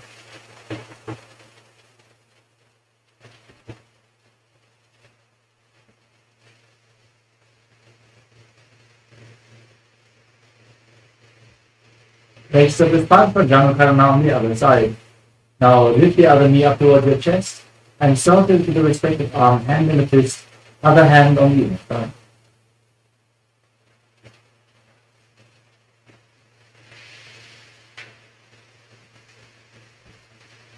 Now repeat Tandavasana on the other side. Extend your arms forward, hold weights if you can, then sit down and stand back up. Visualize yourself fiercely dancing as Lord Shiva.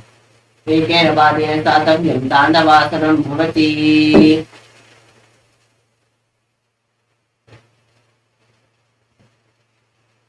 Now repeat Brahmanasana on the other side. Lift the right foot to the left inner thigh. Put the hands by the side and visualize a Brahma blessing you. ब्राह्मणासनमावक्ष्ये कृत्वा ब्राह्मणोपवेत् एकपादं वरो दत्त्वा तिष्ठे दण्डाकृते भुवि. Next up is Garudasana. Lift the right foot over and around the left knee. Tuck the toes behind the calves. Bring the right arm below the left. Join your hands in Namaskara Mudra and visualize yourself as Lord Garuda. चित्तानपूर्णपीठश्च गङ्गारुडमेव च वातायनं गोमुखं च भारद्वाजं त्रिविक्रमम्. Now place the right foot onto the left thigh and keep the hands by the side as you visualize Swamiji in your face. चक्षां वामपादस्य भृगोपरि निधाय च.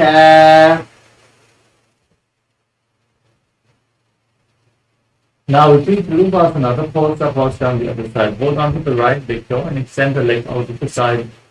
Rotating quickly on the standing leg as you visualize yourself as the North Pole star. एकेन हस्तेन दण्डरूपच्छेदस्य पादस्याग्रं धृत्वा. Now repeat Trivikramasana on the other side. Lift the other leg behind your neck as you stand tall, sit down and stand back up. ग्रीवायं पादं संस्थाप्य स्थातव्यमुत्थातव्यं त्रिविक्रमासनं भवति.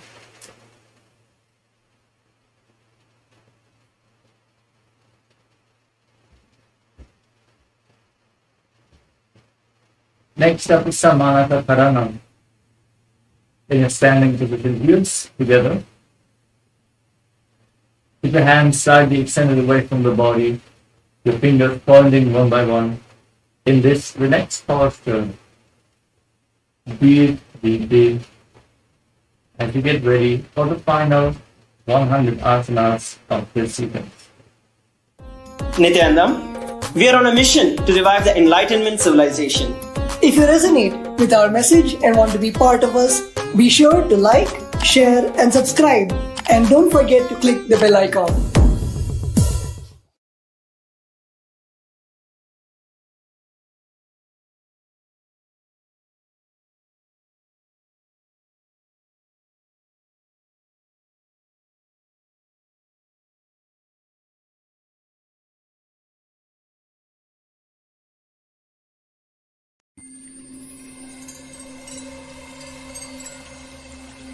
I welcome you all with my love and respect. Let you all open all your three eyes. Om Nithyananda Paramashivoham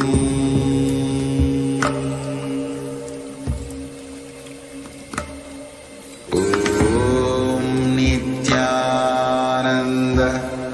Paramashivoham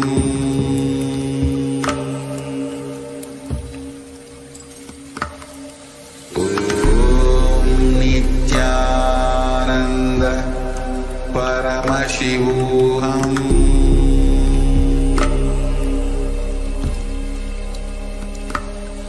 Om Nithyananda Paramashivoham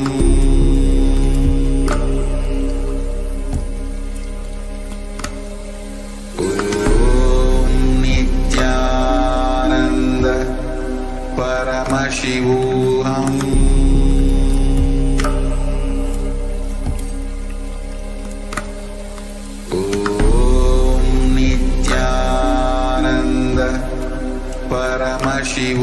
With this, we move on to the next asana of the sequence, Gorak Anjali Asana. From a standing position, squat down, bring your hands on the outside in between the legs, interlock your fingers in Bhavati Mudra, and bring them in front of your navel as you visualize the great sage Goraknath, the founder of the Nata Yoga Hindu Sampradaya. Breathe in Jivachara Kumbhaka. Inhale, hold your breath, and freely move the prana within your system. प्रथम जीव होए बाहरे नीचे पुण्य होवे. Next up is Kanti Asana.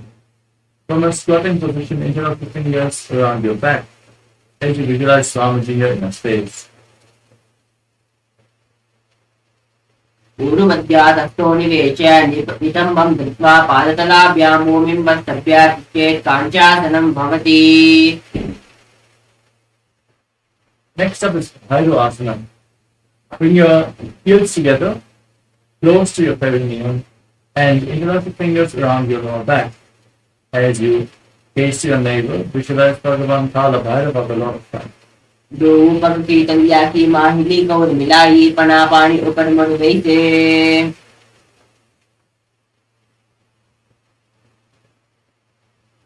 Next up is Varahasanam.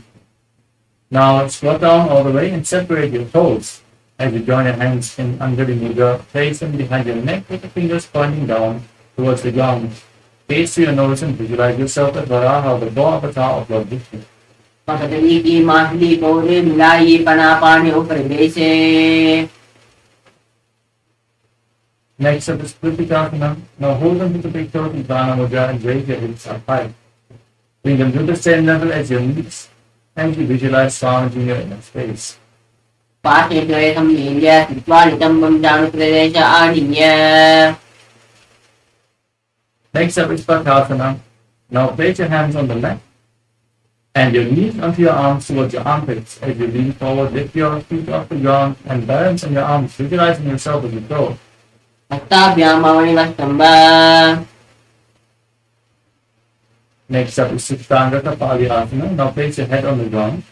Form a triangle between your hands and your head as you lift your legs up and then Cross your legs into Padmasana.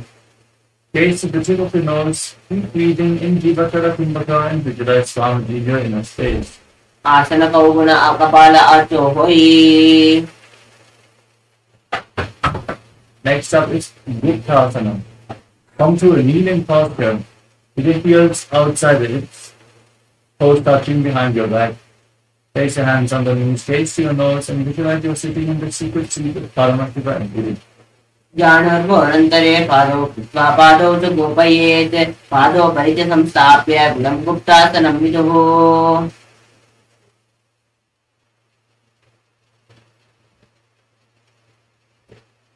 Next up is Vrikshasana 2. Get ready to enter an inverted posture. Sit yourself up in front of a wall. This asana will purify all the 7 chakras. So place your hands on the ground and raise your legs up into a handstand. And you visualize yourself as a tree with deep roots growing into the ground. सप्तचक्रक्षालनाय वृक्षासनविशेषकान्. From the handstand, gaze towards your third eye and visualize that Tejas energy is flowing towards your third eye, rejuvenating your body in Shivasana. Dopakajoi Mahai Pipamidai. Gently lower your body down. As you get ready to enter Matsyasana 2, place a hand on the ground, set the feet back, enter a plank position, and then lower your body down to the ground and push it back up again and again, visualizing yourself as a fish. Siddheshainan purva pasvakam murtagritya. Next up is Sarvasana 2. Lay down on your stomach and keep your hands on your hips as you lift your head and chest from side to side, visualizing and moving your body like a snake. Siddheshainan bhatva astonitam samstapya pado digi dritya. Next up is Niralambanasana. Now place your elbows on the ground in front of you. Join your hands in Padma Mudra, the lotus mudra, as you rest your chin on your hands. Point your toes back and feel yourself supported and completely independent. Karabhyam pankajam gritva stekurvaraya sudhi mukhamunnamunachchayi niralambanamasanam. Next up is Chakrasana. Now bend your knees and place your hands flat on the ground. Straighten your arms to push your upper back closer towards the feet. Visualize yourself as an umbrella protecting your guru from the sun rays. Adhyasanavastitva antikadabhyam bhuvim vastabhyam nuya chatrasanam bhavati.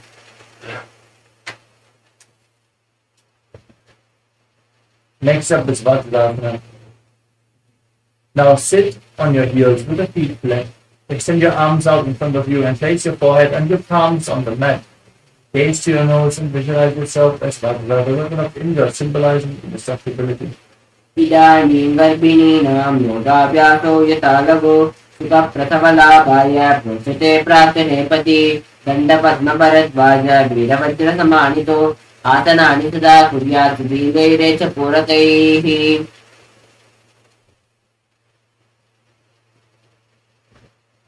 Next up is Meshasana. Now raise your hips up high. Your hands on the ground in Gajapana position, then alternate striking the ground with your hands as you visualize yourself as powerful as a ram. Calmly breathe through your nose. Things are the Kumbhaka.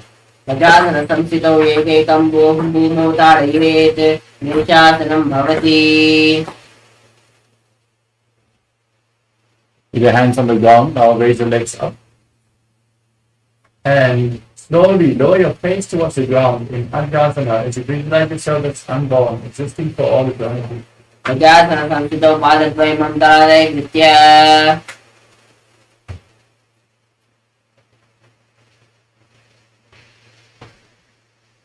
Next up is Samantarasana. In a kneeling posture, hold on to the big toes and pull them towards your perineum. Then place your hands on the respective knees. Gaze to the tip of your nose and visualize surrounding your inner space as you breathe in Ujjayi Pranayama, making an ocean-like sound with your mouth in Dhanantarasana. पूर्णवमी परिहताकी काकसी चौपनासरा मोरी पगाकी अंगुली mail लगावे.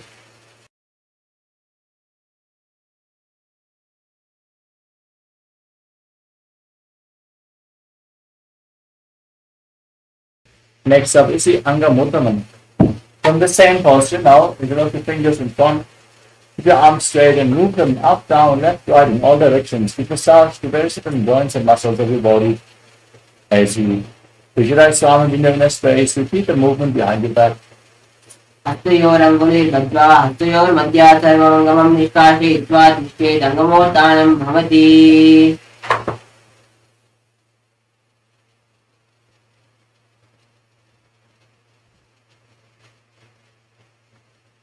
Next up is Garudasana 4. From this position, now rotate your feet so the toes are pointing outwards. Keep your hands on top of your knees, your thighs and calves on the ground, and visualize yourself as Lord Garuda flying Lord Vishnu and Lakshmi on his back. गोर्भ्याब्दरां प्रीत्याकायोऽपि जानुना जानो परिकरद्वन्द्य गरुडासनमुच्यते. We move on to Ananda Mandirasana. Now bring the soles of the feet together, the toes pointing back, separate your knees, and place your hands underneath your ankles as you gaze through your third eye. Visualize yourself residing in the blissful space of a temple. अतमक्षे वीरनाथ आनन्दमन्दिरासनं यत्कृत्वा अमरो धीरो भवत्येवेह साधकः हस्तयुग्मं पाददेशे पादयुग्मं प्रदापयेत्. Next up is Mangakarana 2. Now overlap your feet and place your hands underneath your knees. Press your tongue flat against the pellet of your mouth in Mandaki Mudra. Pull your stomach in and up and visualize yourself as a frog. पृष्ठं सम्पीड्य गोल्पाभ्यां जाह्नग्ने सबलयाकृतिः हस्तोपादतले क्षिप्तो मण्डूकं पाददोषहृत्. Next up is Narasimhasana. Now tuck your toes and sit on great heels. Place your hands on the ground, thumbs touching. Gaze to your nose, stick out your tongue and exhale forcefully again and again as you visualize Narasimha, the lion man at the top of your head. उपनापानि हुए वेसे AD Mallory विड़ा निवेसे तुम शरीरनी कटहरावे NASA अग्रदृष्टिको व्यापे. Next up is Vishakhasana. Now sit on raised heels. Keep your knees on the ground. Cover your mouth with both hands, finger thumbs underneath the teeth. Close your lips and inhale through the right nostril and exhale through your mouth. In Vishakhasana, as you gaze to your nose and visualize yourself as Devi, victorious over all your fears in Vishakhasana. पतांकी एडी जोई घोड़ा बनवान पुंजोई घोड़ा जंगादर कही रहे आने वाह इसी विदित है.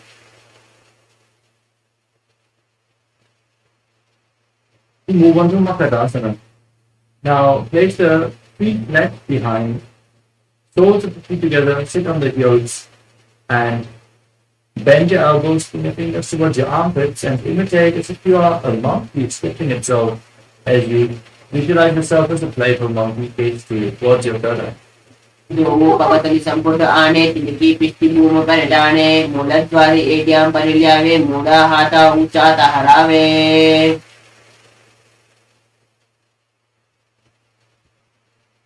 Next up is Vajra Sangarasana. Now join the soles of the feet and sit on raised heels as you separate your knees. Hold on to opposite elbows behind your back, gaze through your nose, and embody diamond-like strength for you and your Sangha, your spiritual community. पनापानि होए बेसे दोमो AD गुड़ा निवेसे घोड़ा उबारा के तीरा आड़े बाए पसारे धीरा. Next up is Kanjanasana. Now, cross your feet and sit on the heels as you place your hand on the ground next to your body.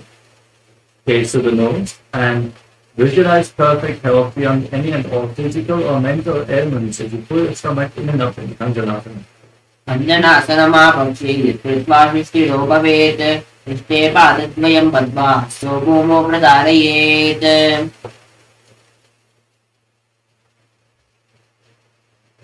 Next up is Kurmasana. Now, From the same posture, place your hands on the knees and make your upper back and neck stiff like the shell of a turtle. As you gaze to your nose, visualize yourself as a turtle with a stable body and mind to live for hundreds of years. गुल्पोऽप्रशनस्यादो विक्रमेण समाहितो ऋजुकाय शिरो ग्रीवं भूमासनमितीरितम्. Maintain the same posture, but relax your upper back and neck. Gaze to your nose and visualize Swamiji Yogasana. इदं नियम्य गुल्पाभ्यां विक्रमेण समाहितः योगासनं भवेत् एतद्विधि योगविदो विदुः.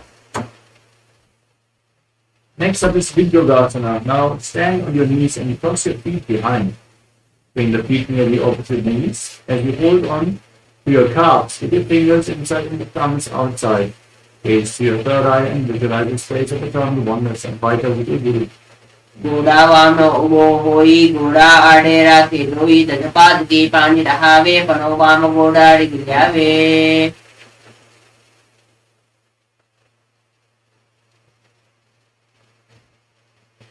Next up is Ushtrasana 2.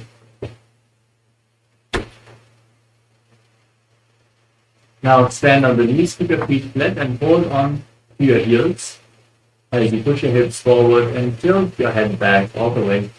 Visualize yourself as a camel. मेरे दंडक दंडिताभ्यासं त्रिपाद इषुकुमार अपोतोत्थासनाभ्यासं सूर्यान्वितहितासनः.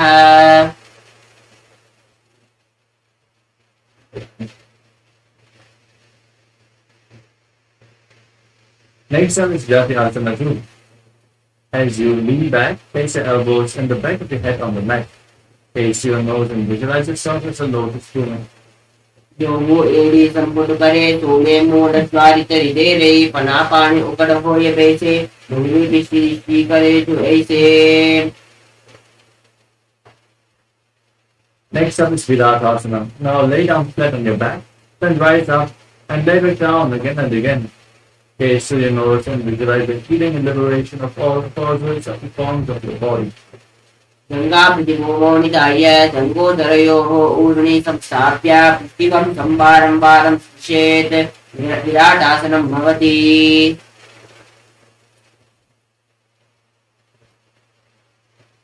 Next up is Kapottasana. Now lean back and bring your hands over top of your shoulders. Try to bring your forearms on the ground as you hold on to your feet and bring your head in between the feet, visualizing yourself as a beautiful girl. मेरे दंडक दंडिताभ्यासं त्रिपाद इषुकुमार अपोतोत्थासनाभ्यासं सूर्यान्वितहितासनः. Next up is Varasana. Now stand on your knees with your toes tucked. Hold on to opposite arms as you gaze to your nose and visualize Paramashivoham. For this is the boon fulfilling posture. Receive your boon from Paramashivoham and Varasana.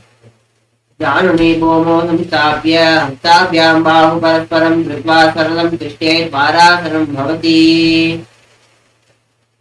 Now lean forward and down. Place your forearms on the ground and sit down on raised heels as you keep the toes tucked. Place your face on your hands and visualize yourself as Varaha, the bow avatar of Jyotish. सूर्यं चन्द्रं वेदनानि आसनानि निकत्यते पूर्वो भूमौ स्थापयित्वा.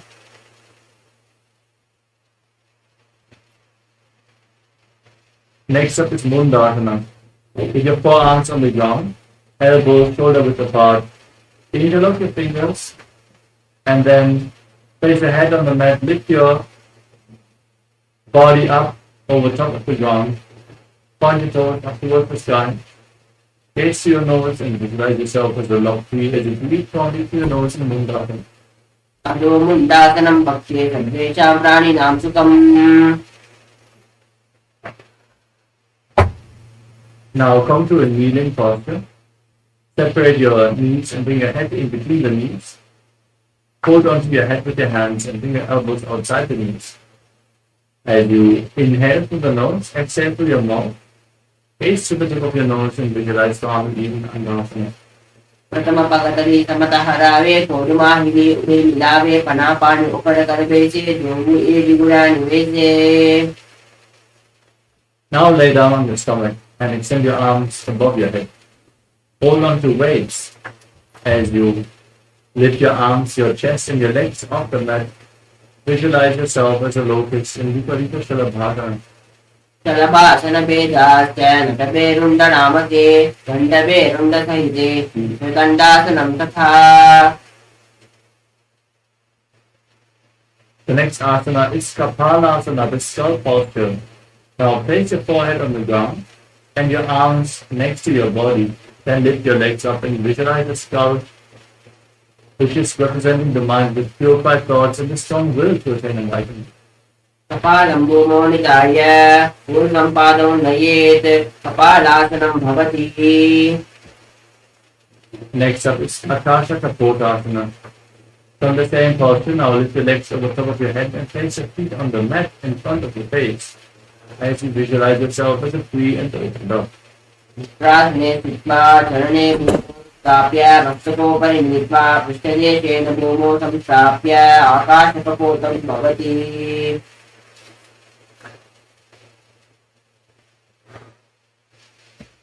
Now come to a kneeling posture and place your forearms on the ground in front of you. Bring your navel towards the knees as you visualize yourself as a sparrow in Chatakasana. Paramadyantam Hastavadarama Januni Namotam Tunchat Vishte Katakasanam Bhavati.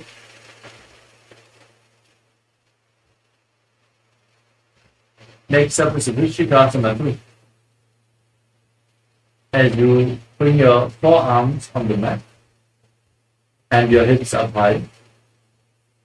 Lift your legs over top of your body and bend your knees. Try to touch the back of your head as you balance and visualize yourself as a scorpion.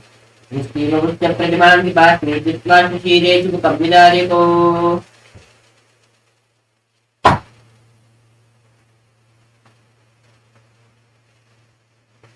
Now sit down on the right heel, keeping the left foot outside the hip with the toes pointing to the side in Vrishasana, the bull posture. As you breathe in Anuranga Kusumbhaka, inhale forcefully through your nose, hold your breath for a short while, and then slowly exhale again through the nose. Yamya Kulpe Padamule Bhamabhage Padetaram Viparitam Sprishet Bhumim Vishasana Vidam Bhavet. Next up is Lulasana. With your hands on the ground, lift your entire body off the mat and hold yourself mid-air as you cross the toes of your left foot over the right and visualize Swamiji in your inner space. Vilolasana Sada Kuryat Vayulola Pagatanat. Now repeat Vrishasana on the other side. Place your perineum on the left heel with the right foot outside the hip. Visualize yourself as a bull. Yamya Kulpe Padamule Bhamabhage Padetaram Viparitam Sprishet Bhumim Vishasana Vidam Bhavet. Now place the right foot flat, raise against the chest, and sit on the left heel as you touch the toes of the left foot. Keep your hands on opposite knees, and visualize Balagnaha as one of the 84 siddhas in your inner space in Balagnasana. Asana Gaugana Jalapikara Jai.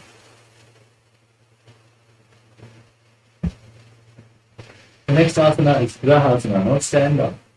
And squat down, bring your hands from the inside out through the legs, hold on to your ankles from the outside, and visualize yourself as the entire planet. Padadale Roma Samstapya, Jana Madhya Kodro Samstapya, Hastabhyam Bhavul Putresho Ritvat Chet, Grahasanam Bhavati. Now repeat Balagnasana on the other side. Sit on the right heel as you keep the left foot flat. Hands on the knees, visualize Balagnasana. Right. Asana Gaugana Jalapikara Jai. Next up is Utkatasana. Now step both your feet in and sit on the raised heels. Keep your hands on top of the knees. Hold on to weights if you have them available. And visualize Swamiji in your inner space. Vijas Pijotiyata Urgajana Yatras Me Pastayo Tvayo Pari. Next up is Vajra Sangalasana 2. Now join the soles of the feet, separate your knees and hold onto opposite elbows behind your back as you visualize Swamiji in your inner space. प्रथम पनापानी होई जैसे दो add गुड़ा निवेशे घोड़ा उबारा के तीरा आड़े वाय पसारे धीरा.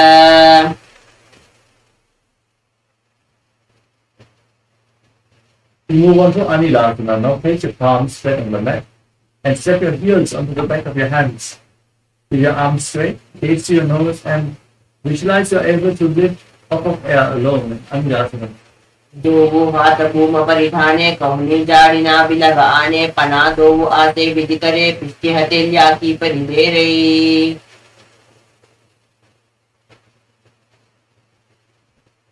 Next up is Padutasana. As you stand on the mat, being fallen down, and place the back of your hand on the ground. Set your feet onto your hands and walk around, visualizing yourself wearing padukas, walking across the field. हस्ततलयोः पादतले कृत्वा तिष्ठे गच्छेत् पादुकासनं भवति.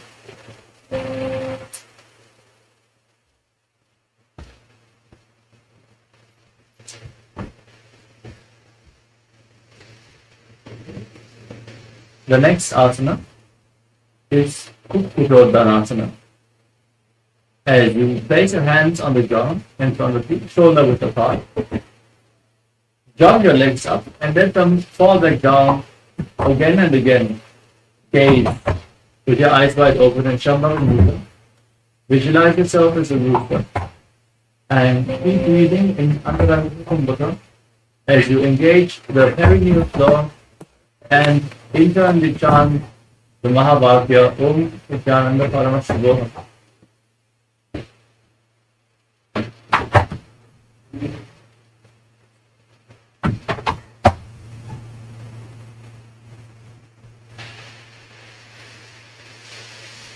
The next asana is Viparita Nidhyasana. Now place your hands on the ground and lift your legs up into a handstand. Then move around on two hands dancing as you feel yourself become free of all inhibitions. अंतरदाभ्यां भूमिमस्तभ्य ऊर्ध्वं पादाग्रे कुर्वन्.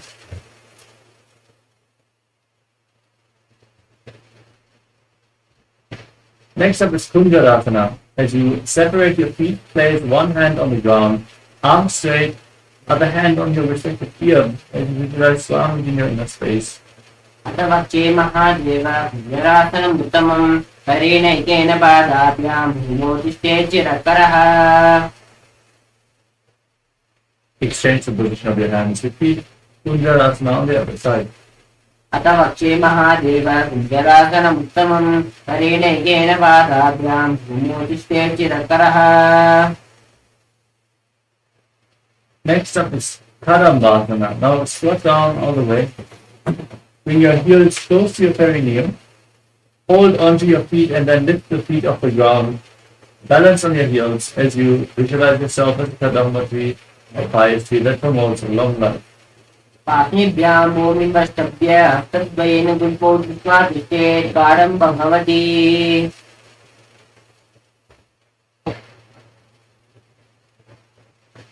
Next up is Pavanamukhasana. Place your feet flat, knees against the chest, cross your arms, hold onto the knees and visualize any excess water being balanced or released from your system. द्वयोः सुपादयोः पाणिं ज्ञात्वा स्वस्थनितम्बके जानुनि वक्ष्यसि साधु सम्प्रतीकरबन्धनैः. Next up is Chaturasana. Now lift one leg behind your neck and extend the other leg forward. Place your hands on the ground next to your body. As you lift your entire body off the ground, gaze to your third eye and visualize yourself as a powerful source of energy. पूर्वतानं चतुष्पादं पीठं वज्रासनं तथा.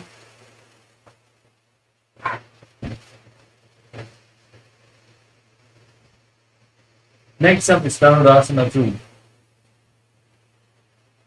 As you hold on to the big toes of Dhanamudra, keep one leg straight and hold the other foot towards your ear as if you're pulling a bowstring.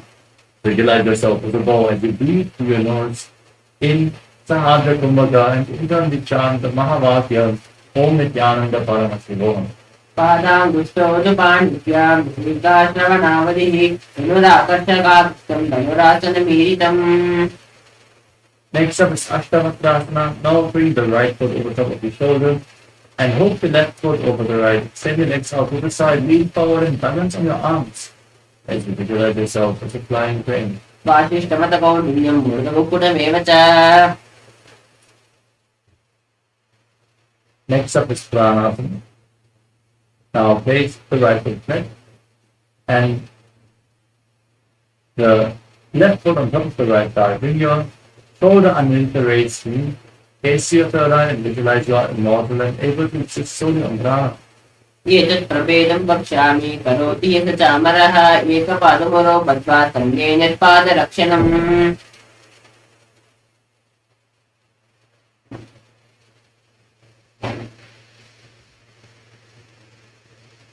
Next up is Harkamachindasana.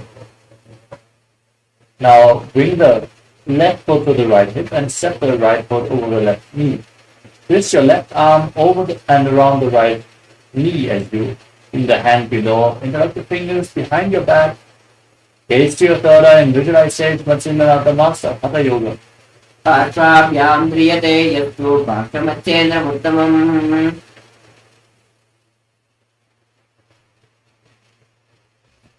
Now repeat Chakrasana on the other side. Lift the other leg behind your neck. Hands to the side. Other leg extended forward. Lift your body up off the ground. Gaze to your third eye and visualize yourself as a powerful source of energy.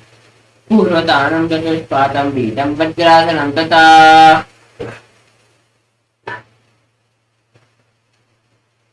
Now repeat Dhanurasana 2.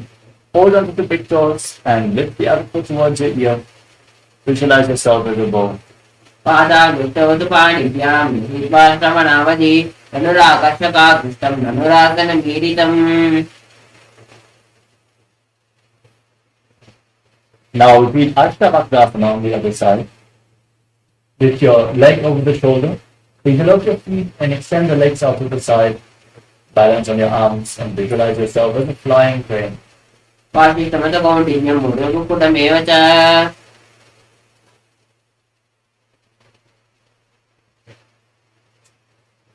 Next up is Pranasana on the other side. Place the right foot onto the left thigh and bring your left shoulder underneath the raised knee. Hands on the ground, gaze to your third eye and visualize you are immortal and able to exist on prana. एतत् प्रभेदं वक्ष्यामि करोति यथ चामरः एकपादमुरो बद्ध्वा सन्धेयत्पादरक्षणम्.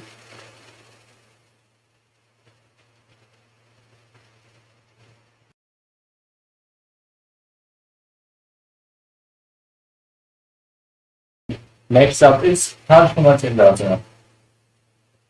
Now bring the right foot to the left hip and step the left foot over the right knee. Twist your elbow around the raised knee and bring the hand below to interlock the fingers behind your back.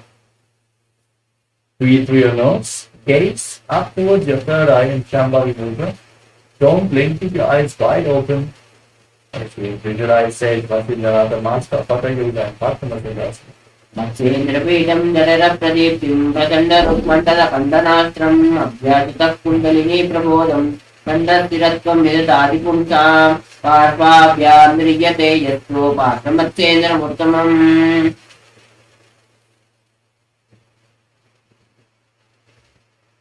Next up is Ardha Bhaktimadhanasana. Now extend one leg forward and put the other heel against the perineum. Lean forward and down. Hold onto the front foot with both hands. As you lean down as low as you can, breathe in Jiva Kumbhaka. Inhale, hold your breath, and move the retained prana freely within your system by the force of your will. Master the movement of prana within your body as you visualize Swamiji in your inner space and gaze in Vaishnavi Mudra. Don't focus on anything externally, only focus on the object within. एकं पादं प्रसार्य एकं पादस्य पार्श्वना चीवणी सम्पीड्य हस्तद्वयेन प्रसारितपादाङ्गुष्ठं धृत्वा जानुपरिमस्तकं न्ययेत् अर्धपश्चिमतानं भवति. Next up is Paramashivoham Now bring the left foot outside the hip. With the top of the foot flat, hold on to the right foot and extend it up in front of your face. Keep your knees straight and visualize yourself as a crane. वासिष्ठमतकौण्डिन्यं अष्टावक्रमतो तानं मयूरं सेतुबन्धनं उत्तानपादं क्रौञ्चं च मरीचिं वीरभद्रकं नटराजं त्रिकोणं च युक्ताङ्गष्टप्रसारणे.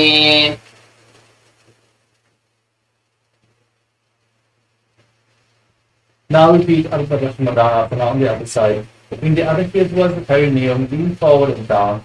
Hold onto the front foot. Visualize Swamiji, breathe in Jyotish.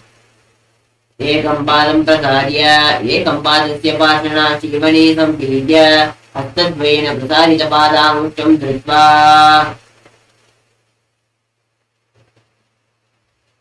Now repeat Now on the other side, bring the right foot flat outside of your hip, knee on the ground, and lift the left foot in front of your face. Keep the knees straight and visualize yourself as a crane Rauncha in Paramashivoham. वासिष्ठमतकौण्डिन्यं मूर्धकुक्कुटमेव च अष्टावक्रमतो तानं मयूरं सेतुबन्धनं उत्तानपादं क्रौञ्चं च मरीचिं वीरभद्रकं नटराजं त्रिकोणं च युक्ताङ्गष्टप्रसारणे. Next up is Swastikasana. Now sit in a cross-legged position and bring your feet in between the thighs and calves. Keep your hands flat on your knees, face to the tip of your nose, and embody peace, well-being, good fortune, and prosperity. Visualize a swastika. ज्ञानयोरन्तरे सम्यक् कृत्वा पादतले उभे विजुकाय समासीन संस्थितं तत्र चक्षते. Next up is Purakasana. As you maintain the same posture, cover your heels with your hands, like your chin to the chest in Galandha. Face to your nose and visualize the great sage Purakasana, the founder of the Nata Yoga Hindu Sampradaya. ज्ञानयोरन्तरे पादौ उत्तानौ व्यक्तसंस्थितौ दीपौ चाचार्य हस्ताभ्याम् उत्तानाभ्यां प्रयत्नतः अन्तसङ्कोचनं कृत्वा नाताब्रह्मलोकयेत् गोरक्षासनमित्याहुः योगिनां वृत्तिकारणम्.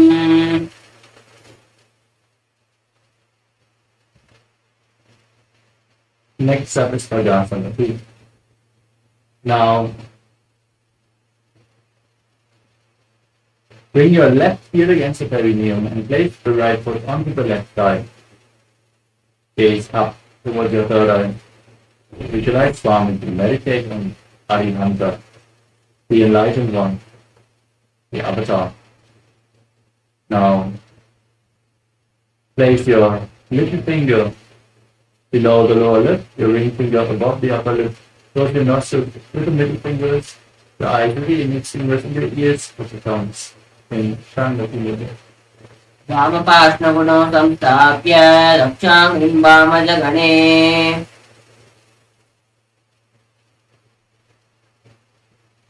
Now place your feet on your opposite knees.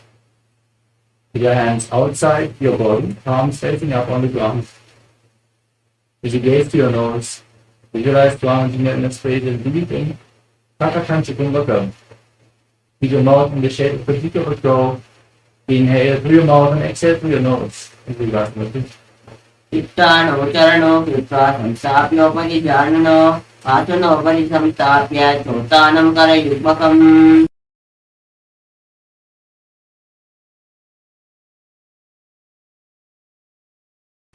Next up is Uttanasana. Now rotate your hands at the side of your body, palms on the ground, lift your body up and balance on your arms. Visualize yourself as a rooster. वासिष्ठमतकौण्डिन्यं मूर्धकुक्कुटमेव च अष्टावक्रमतो तानं मयूरं सेतुबन्धनम्.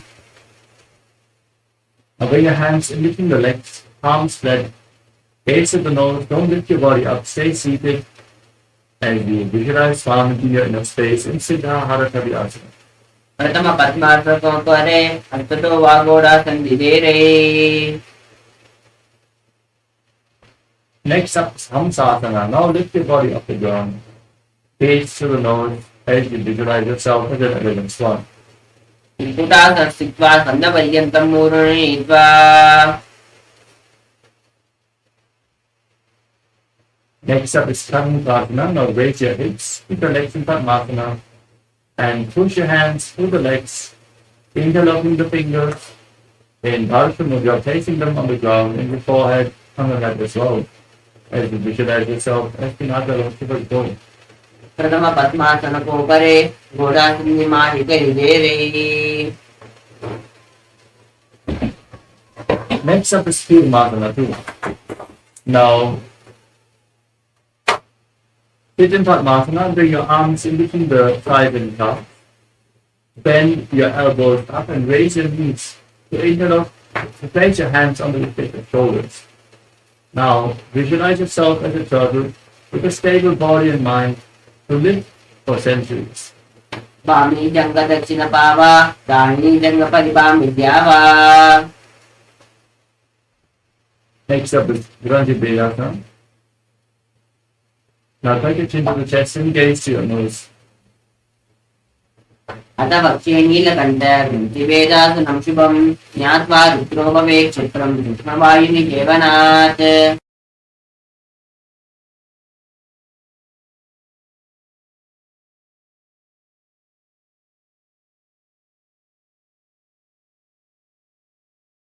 From this asana, now roll onto your back and hold onto your shoulders as you gaze to your nose and embody a turtle laying on its back in Uttana Kurmasana. उत्तानगोर्मपीडश्च नैमद्गारुडमेव च पातायिनं गोमुखं च भारद्वाजं त्रिविक्रमम्. Now sit up back in Padmasana. Bring your hands to the legs and place one palm flat as you hold onto the respective wrist with the other hand, lifting your entire body up on one arm.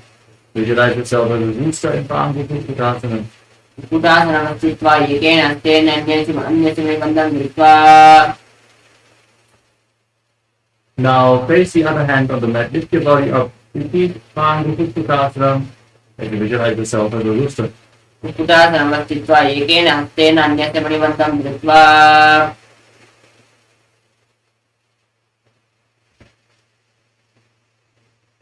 Next up is Giritasana.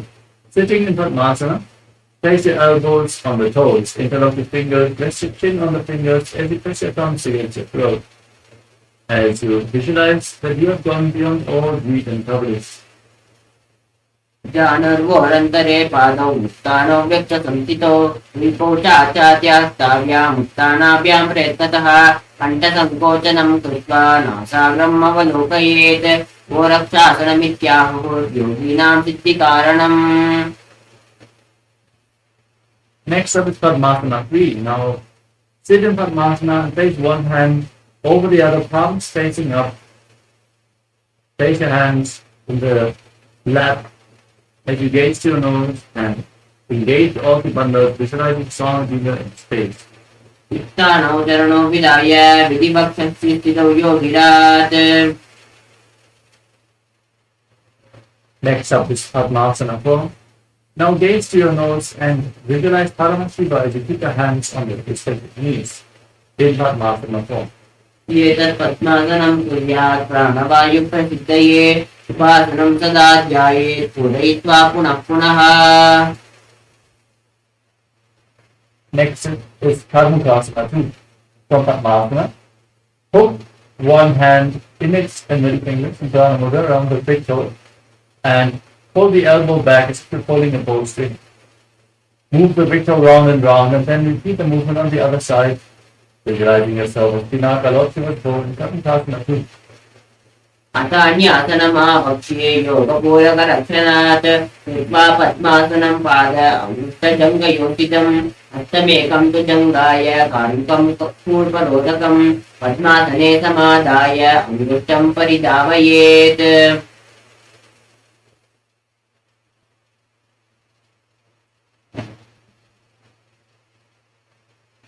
Next up is Karmakasana 3. As you sit in Padmasana, put your arms behind your back and hold on to the big toes in Prana Mudra. Now, gaze to the nose and visualize yourself as Pinaka Lord as you perform Mahamudra Bandha. कार्मुकादनमाश्रित्य उदरे पूरयेत् सुखम् तदवायुर्वतो याति कालेन सूक्ष्मवायुना कृत्वा पद्मासनं मन्त्री वेष्टयित्वा प्रधारयेत् करेण दक्षिणो नैव वामपादान्तिकं ततम्. From the same posture, now raise your chest, gaze up, and visualize yourself as the action of Paramashivoham is destroying anything you told off in Vidhasana. पूर्वभ्यामुपरिस्थाप्य पादयुग्मं प्रयत्नतः दक्षिणं सभ्यदेशे च सभ्यं दक्षिणदक्षिणे करद्वयं पृष्ठप्रत्य परितं प्रत्नयत्नतः.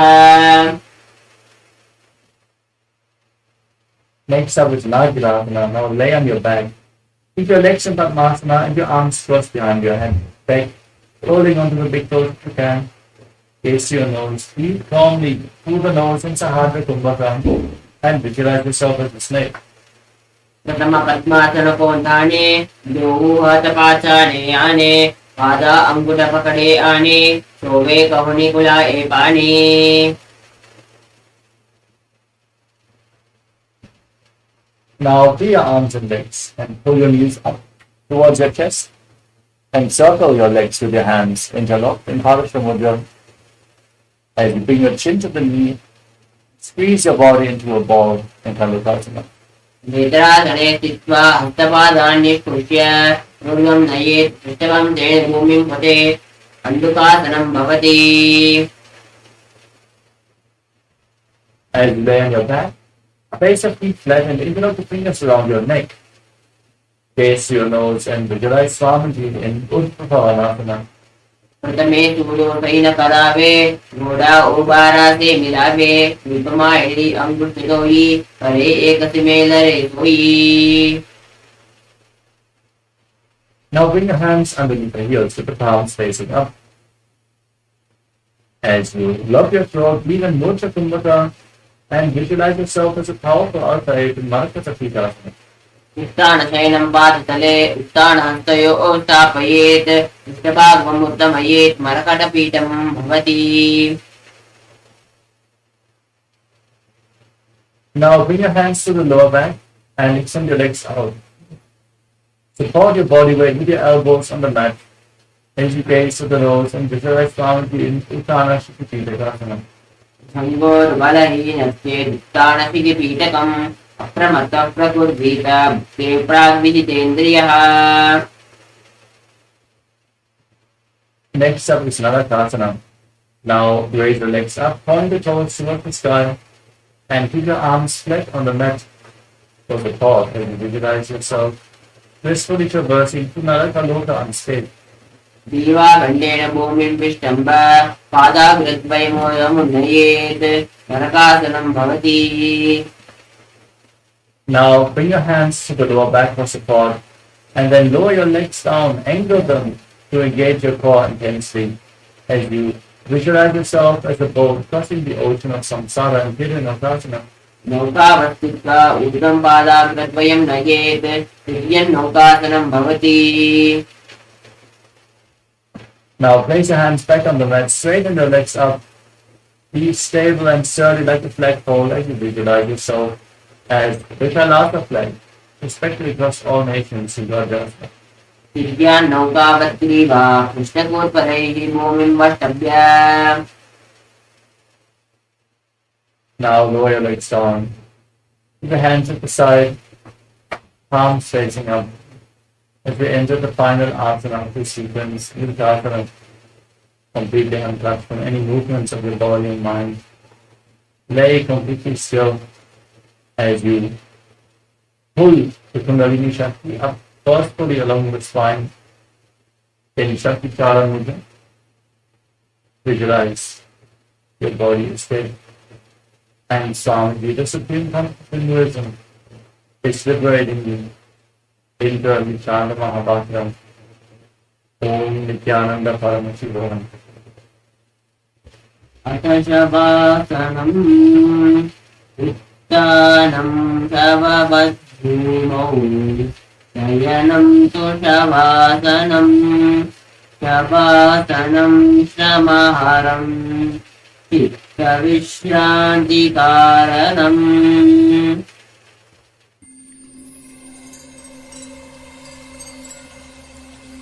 I welcome you all with my love and respects. Let you all open all your three eyes. Om Nithyananda Paramashivoham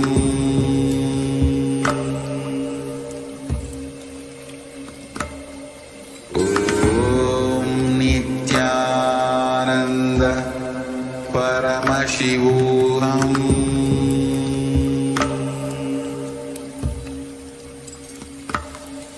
Om Nithyananda Paramashivoham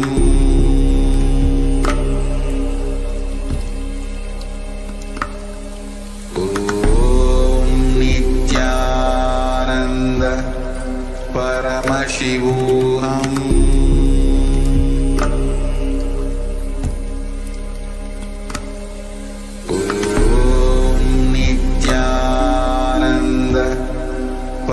Paramashivoham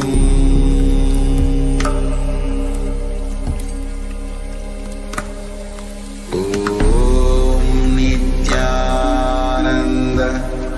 Paramashivoham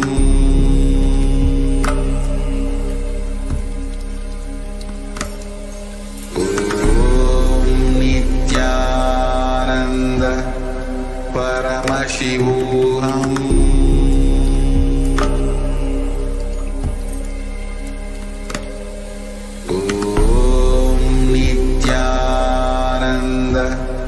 Paramashivoham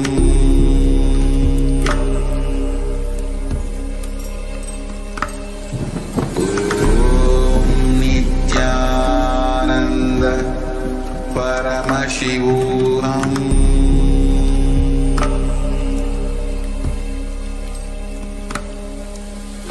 Om Nithyananda Paramashivoham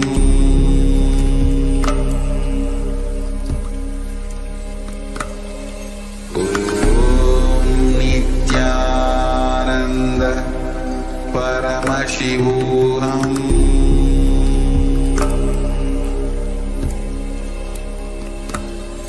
Om Nithyananda Paramashivoham. Now, slowly return to your physical body. Start to wiggle your fingers and toes, your wrists and your ankles, your elbows and your knees. Move your arms and legs. Pull the knees up towards your chest. Roll from side to side and slowly return to a seated position.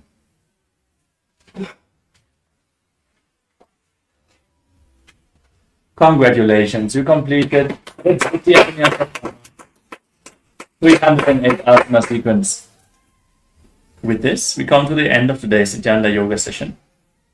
Thank you all so much for joining us. Let's get ready for the power manifestation up next. Stay tuned as the session is going to happen immediately after this session. Just grab some water and be seated and let's manifest the Shaktis of Paramashiva. With this, let us now conclude the session with the Purna mantra. Sit straight with the head, neck and spine in a straight line. Join your hands in Namaskara Mudra and chant along. Om Purnamadav Purnamidam Purnat Purnamudachyate Purnasya Purnamadaya Purnameva Vashishyate. Om Shanti Shanti Shanti Hari Om Tatsat. Sarvam Bhagavat Shri Nithyananda Paramashiva Padukar Paramastu. Om Nithyanandam. Thank you all. Nithyanandam.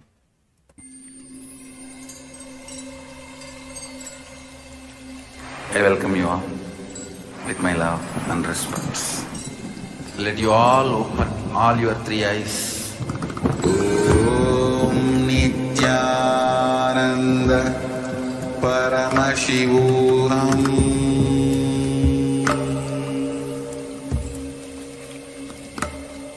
Om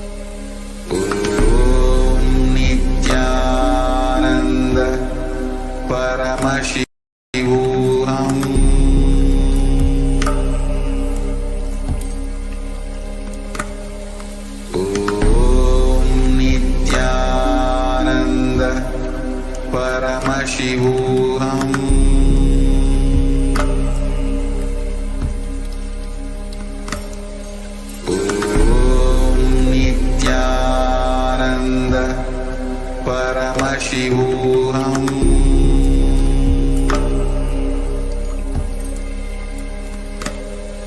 Om Nithyananda Nithyanandam Paramasukadam Kevalam Jnanamurtim Dvandvatitam Gahana Sadrisham Tattvamasyaadhilaksham Ekam Nityam Vimalamachalam Sarvadi Sakshibhutam Bhavatitam Trigunarahitam Sadgurum Tam Namami.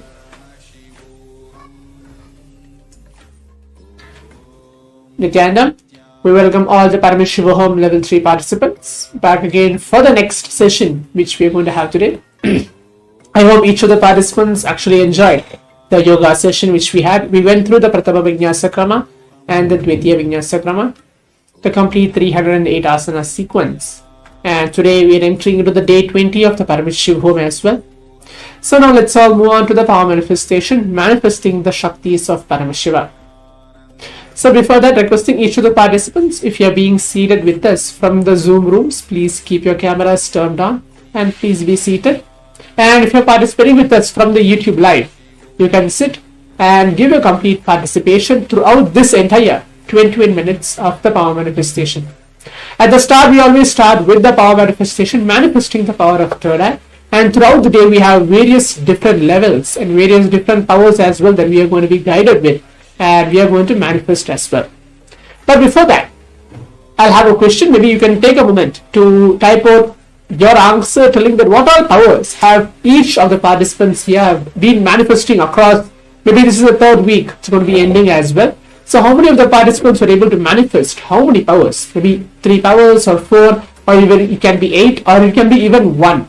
But just post your comments on the Zoom chat or on the social media platforms, so the YouTube or Facebook, wherever you are watching us from.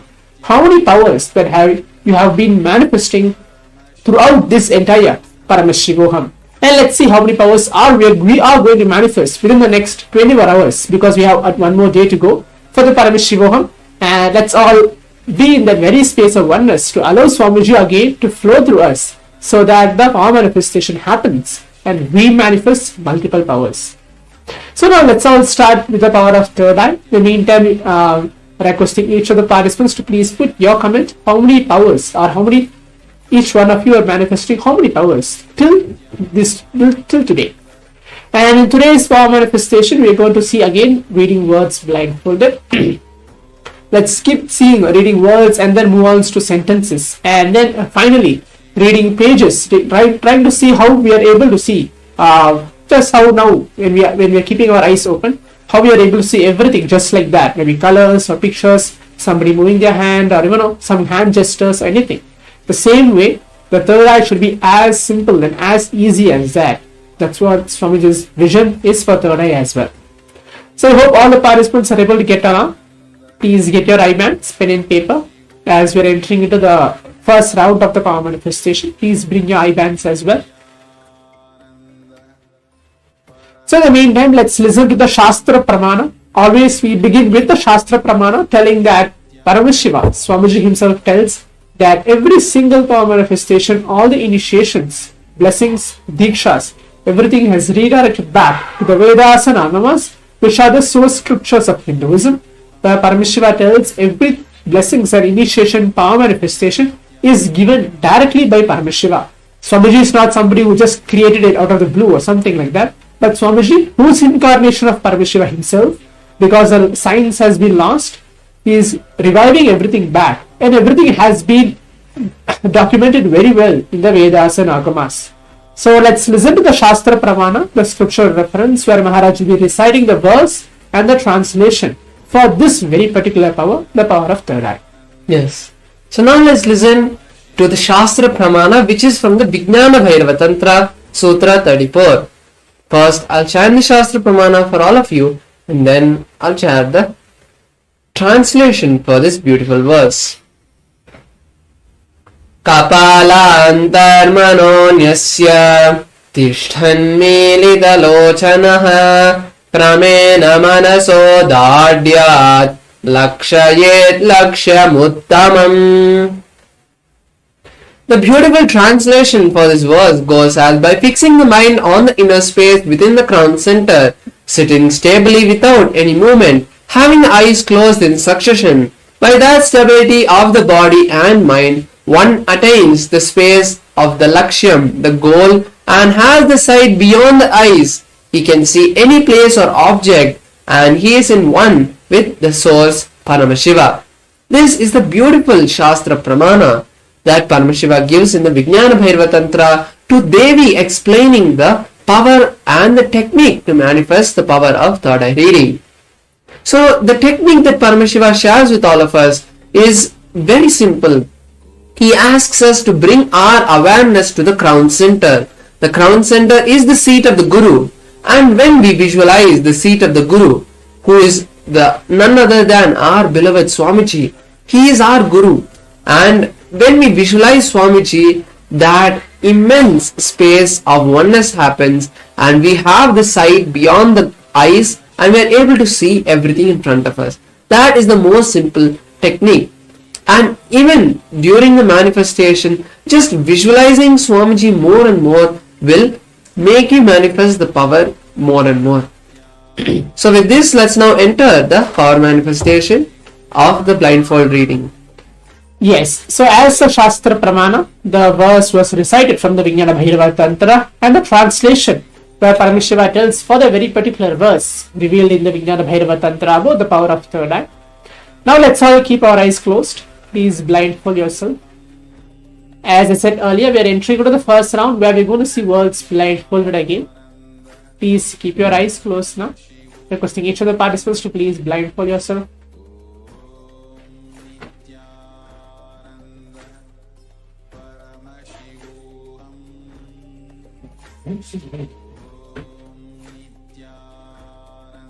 Yes, so now take a moment to remember Swamiji, be in that unclutched space, to remember the Supreme Pontiff of Hindus. Just be in that simple feeling connection. Whatever is revealing, whatever is going to get revealed to me, let it get revealed.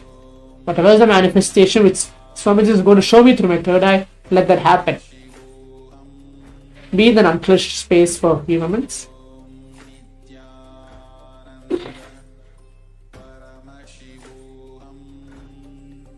Start chanting the Mahavakya.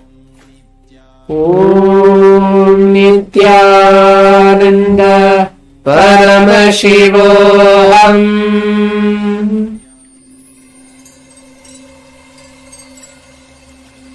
I welcome you all with my love and respect. Let you all open all your three eyes. Om Nithyananda Paramashivoham.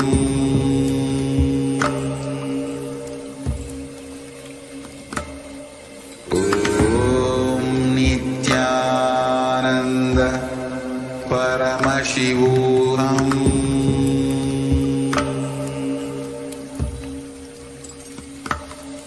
Om Nithyananda Paramashivoham.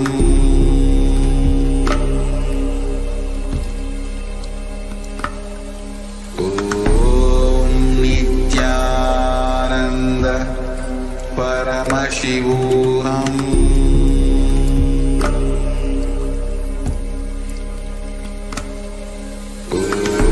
Om Nithyananda Paramashivoham.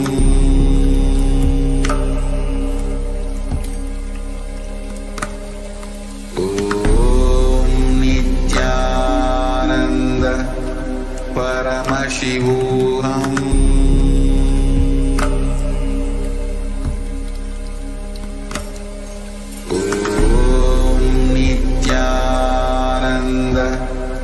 Paramashivoham.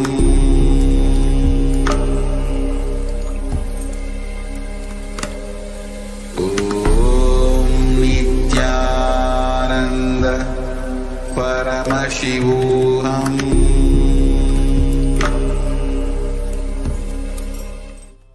Yes, now slowly, very slowly, please open your eyes And now with this, we have completed the step of seeing the picture blindfolded.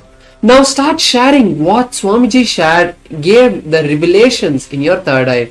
Everything that he gave, whether the colors, pictures or words, share all of them. And when you share these various revelations that Swamiji gave you, you start trusting your third eye. See, when you hold the revelation inside you thinking, okay, I've just thought of these things and that's all, then you don't trust exactly your third eye. Because if you trust your third eye, you will be very bold, you'll be very open and you'll be ready to share.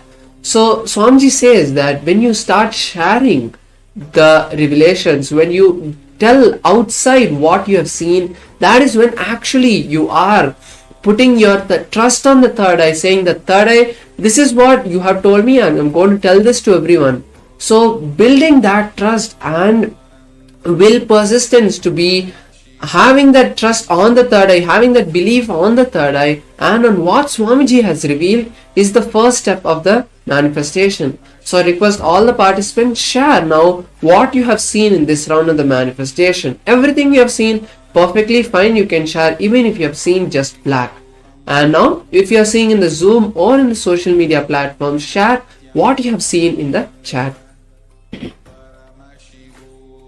So now let's all move on to see the image, which is going to get projected for all of us for this first round of the power manifestation. So I request each of the participants, now you can see it for yourself what we have written, what Swamiji has manifested through each one of you, and the actual image which is now projected. The image is, it's a word which is a battery. That's a word, BATTERY, and there is kind of a maroon background at the behind, and the letters are kind of gold or yellow in color. So similar to what we did in the yesterday and day before yesterday's rounds as well. So the word is battery, and then let's take a moment to see what each of the participants have actually manifested.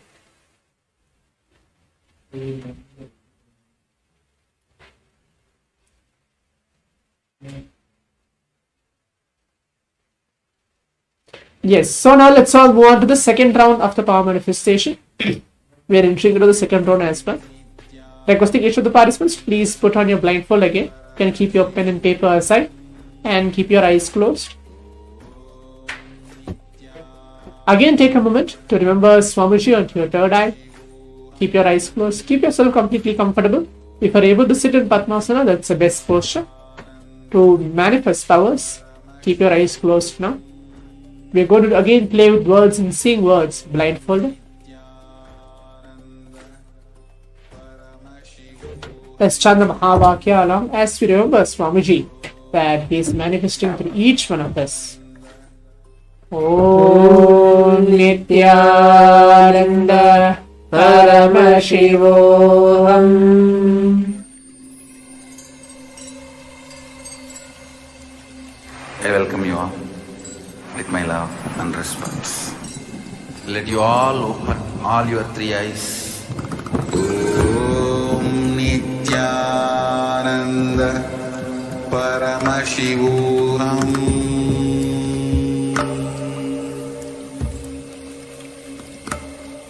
Om Nithyananda Paramashivoham.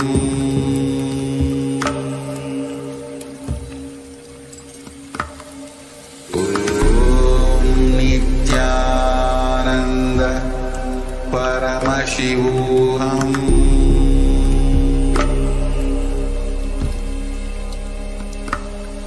Om Nithyananda Paramashivoham.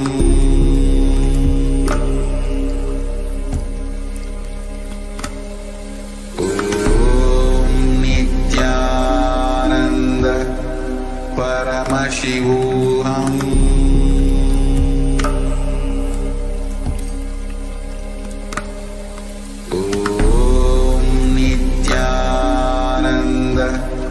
Paramashivoham.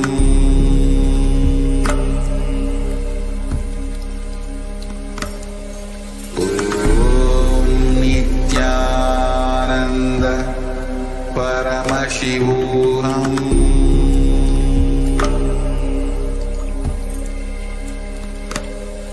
Om Nithyananda Yes, now slowly, very slowly, please open your eyes. And now, start sharing what you have seen during this round of the manifestation, the words, colors and pictures, whatever you have seen.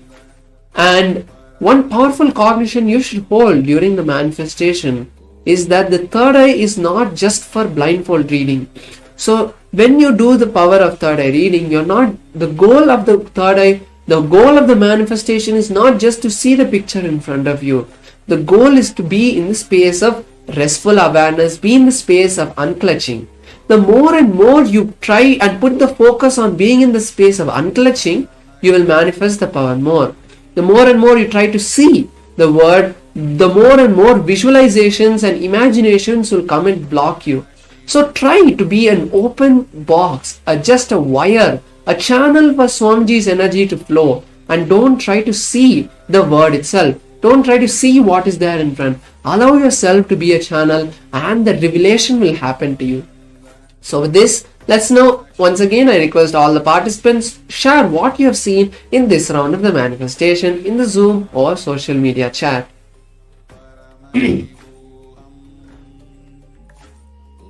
Now let's all move on to see the image, which is there for all of us for the second round of the power manifestation.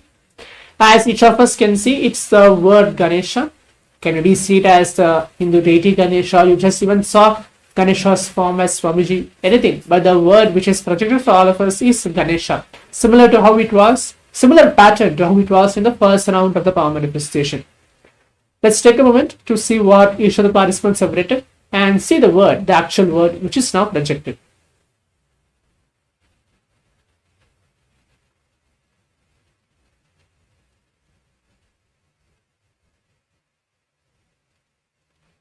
Yes, so now let's all move on to the third round of the power manifestation. We're entering into the third round. Requesting each of the participants to please blindfold yourself. Please keep your eyes closed. Keep your eyes closed again.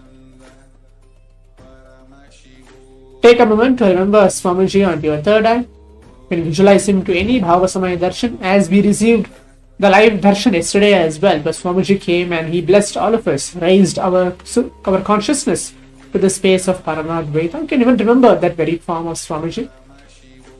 Keep your eyes closed.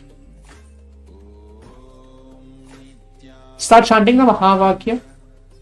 Om Nithyananda Paramashivoham.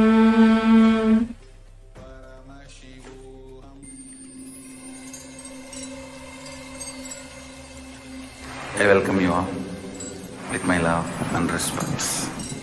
Let you all open all your three eyes. Om Nithyananda Paramashivoham.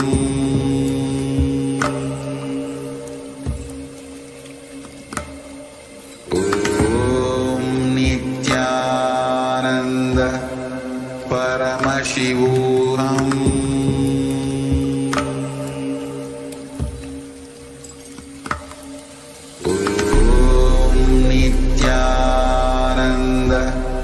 Paramashivoham.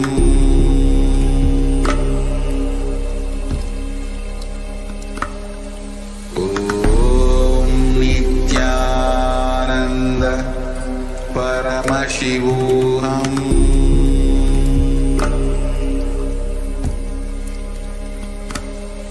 Om Nithyananda Paramashivoham. Yes, now slowly, very slowly, please open your eyes. And once again, now we have completed the step of seeing the picture blindfolded, seeing the word blindfolded. Now start sharing what you have seen in this round of the manifestation. Throughout this manifestation, even the smallest thing you have got correct, that Swamiji has revealed to you, and you were a channel for allowing what Swamiji showed you to be revealed outside. And it was exactly what was there outside, what the word was projected also. Be happy and celebrate. That is only what is going to build your foundation, build your will persistence. The more and more you celebrate every smallest manifestation of Swamiji in your life, the more and more Swamiji will manifest in your life. And if you manifested, it's the greatness of Swamiji. And if you haven't manifested, that is also Swamiji's problem. Don't feel that it is you that you have to do anything. So now, once again, I request all the participants share what you saw in this round of the manifestation. Yes, so let's all move on, quickly see what is the third round and the final round of the power manifestation today. As each of the participants can see, the word is Vishnu. Similar, you can even take it as a Hindu deity, which is there, like how the previous round condition. This round, the final round is Vishnu, and the word Vishnu is in this final round of the power manifestation. Yes, so now let's all move on to the next. We prepare ourselves. We're going to move on to the next session now, as we have completed the entire 21 minutes manifesting the Shaktis of Paramashiva. Let's take a moment to share your experience, each of the participants' experiences, any breakthroughs you had during the yoga session, or any breakthroughs of any rounds, in the entire 3 rounds of the power manifestation, where each of the participants had in today's power manifestation. Let's take a moment as we want to move on to the next session. Thank you. Nithyananda. Nithyananda, we are on a mission to revive the Enlightenment civilization. If you resonate with our message and want to be part of us, be sure to like, share, and subscribe. And don't forget to click the bell icon.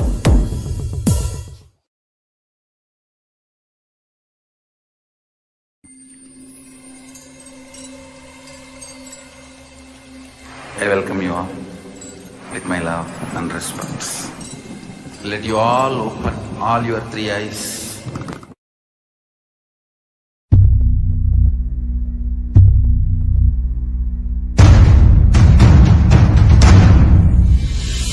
Shivoham Om Nithyananda Paramashivoham Om Nithyananda Paramashivoham Om Nithyananda Paramashivoham Nithyananda Paramashivoham Om Nithyananda Paramashivoham Om Nithyananda Paramashivoham Om Nithyananda Paramashivoham Om Nithyananda Paramashivoham Om Nithyananda Paramashivoham Om Nithyananda Paramashivoham Om Nithyananda Paramashivoham Om Nithyananda Paramashivoham Om Nithyananda Paramashivoham Om Nithyananda Paramashivoham Om Nithyananda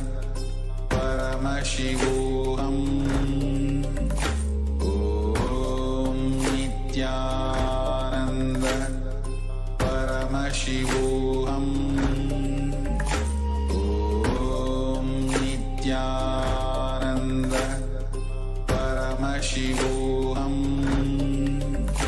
Om Nithyananda Paramashivoham